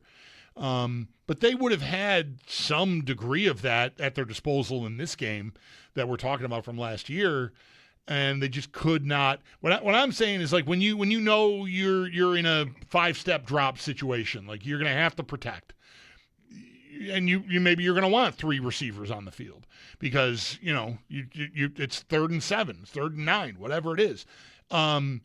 Maybe that Kincaid can chip a guy, like, just look like he's going to stay in, chip a guy, and then leak out. Like, maybe a lot of that kind of stuff. Take turns, sides, Brown side, Dawkins, whatever you got to do. There just has to be a way to function in the face of that fearsome pressure that doesn't involve just hoping your guys win a rep for a change. Let them out and QB draw all night. You know the play. 1 step back from the shotgun, maybe 2, go. Right up the middle. 20 of those. It's going to be 20 QB draws. Right. They'll never see it coming. Card of the day? It could work. Anything could work. It could work. Card of the day is a Roger Staubach rookie. This was Bulldog's favorite player as a kid, so I brought this in to show him as I'm showing our viewers on YouTube right now. There it is. Graded, this one stings, authentic. What is that? Is that below a number? Yes. Oh. It did not qualify for a number. Can I see that again, please? When you hand it to me, it says why under the word authentic. I was distressed a bit when you. Oh wow, it's so out of whack. I can't read what it says below authentic, but it's way off center. It's way off center, but it's not a 1. It's better than a 1, except for it says. I think it says minimum size requirement not met. Minimum size not met, yes. So apparently the grading site thinks somebody trimmed it. Or maybe it could have just been born like that. Born. Yeah. Well, that could be why it's not centered. Like, if it's not the right size and you trimmed the border off on the left and the border off on the top, because both the bottom and the right side of the card have a thicker border than either the top or the left side, that's your problem. That seems. I know that I have never trimmed a card. But who in the world would do? Why would you do such a thing? You might hope somebody might have done it to grade it, to make it look nicer. Like, really, if it didn't have that particular problem, what would it be? Like a 5? It's not creased or anything. No, Paul has it written on it. No, he's alive, so his eyes aren't X'd out. But it's because Staubach never played for another team, or else somebody might have crossed out Cowboys and written Rams. Right. Which I did some of that as a kid. I do suppose if you wanted to try to make it symmetrical and at least trim the right side to match the left side, then it's way too thin. Right? And that would definitely be minimum size not met. But even like this, it's, I didn't notice that the first time I held it and looked at it. Why was he your favorite? My dad was in the Navy, and Roger Staubach went to Navy. Yes. That was really it. I hated the Steelers. The Cowboys were also excellent at the time. I didn't have a reason to hate the Cowboys at the time. I've aged and grown and evolved since then, and I have a That's what that is? I think I have a purely rational hatred of the Cowboys now, like most Americans who aren't Dallas Cowboys fans should have. They're harmless. But I think, that was it. It was, I like him. I hate Terry Bradshaw. Did people, and I think the answer is no, did people on like fantasy podcasts in the late 60s rip on Roger Staubach like they would Bo Nix for just being old as a rookie? Staubach is 27. There was a lot of that. His rookie year. There was a lot of that. Like Allen is just turning 30 now. But they got past it because his running was so valuable. Well, yes. In fantasy circles back then. I'm sure that's correct. How much did he run? I don't even know this. And I'm not sure it would be on the card. Yeah, I don't know. I just know his nickname was Roger the Dodger, or one of his nicknames was Roger the Dodger. Here we go. And that wasn't because he was dodging drafts. It was, he was the Artful Dodger, Roger the Dodger. He was Roger the Dodger, and he was Captain Comeback, and I think I've heard that too. Okay. How much did he run? So you have like the quintessential running quarterback or running capable quarterback of his day would be Staubach. He had Bobby Douglas later, but this Tarkenton. Tarkenton. Okay, sure. Tarkenton. Yeah. Staubach as a rookie, 15 carries, one game that he started. 15 carries as a rookie. He got into like the 50s a couple of times in the mid-70s and ran for 20 touchdowns in his career. Allen's at 79, 80 million or something. He's just got some ridiculous total. Yeah. Can't believe I really don't know that number because I'm always looking at it. It's insane. But yeah, Staubach had 20 rushing touchdowns regular season all time, and Allen is 4 times that already. If he has 79 career 79 rushing regular season. I don't think this is playoffs. Yeah. No, but there's a playoff list too that he's on. Yep. Thurman Thomas is up there on the playoff touchdown list. Allen would have, I don't know the number. He would have some. I'd like to know. Are you looking at that? What is the number? I can't find playoff. Hang on. I got it. I was going to say if they could go back, like if the coaches were still alive, Tom Landry, could go back 50 years, is the game so different? Like, if you had this quarterback, would you just run them like crazy? Would you just keep defenses? It would make defenses insane if you had design runs. None of these is probably a design run. Maybe a couple. A bootleg or something.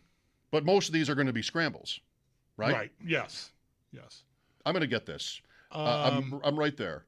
Rushing TDs, career playoffs. Okay? I have it. Okay, me too. 9. Allen has 9. Yeah. Thurman had 16. Emmitt Smith is the leader at 19. Jalen Hurts has 10. That feels right. Sure. A couple of Super Bowl runs. A couple of extra games.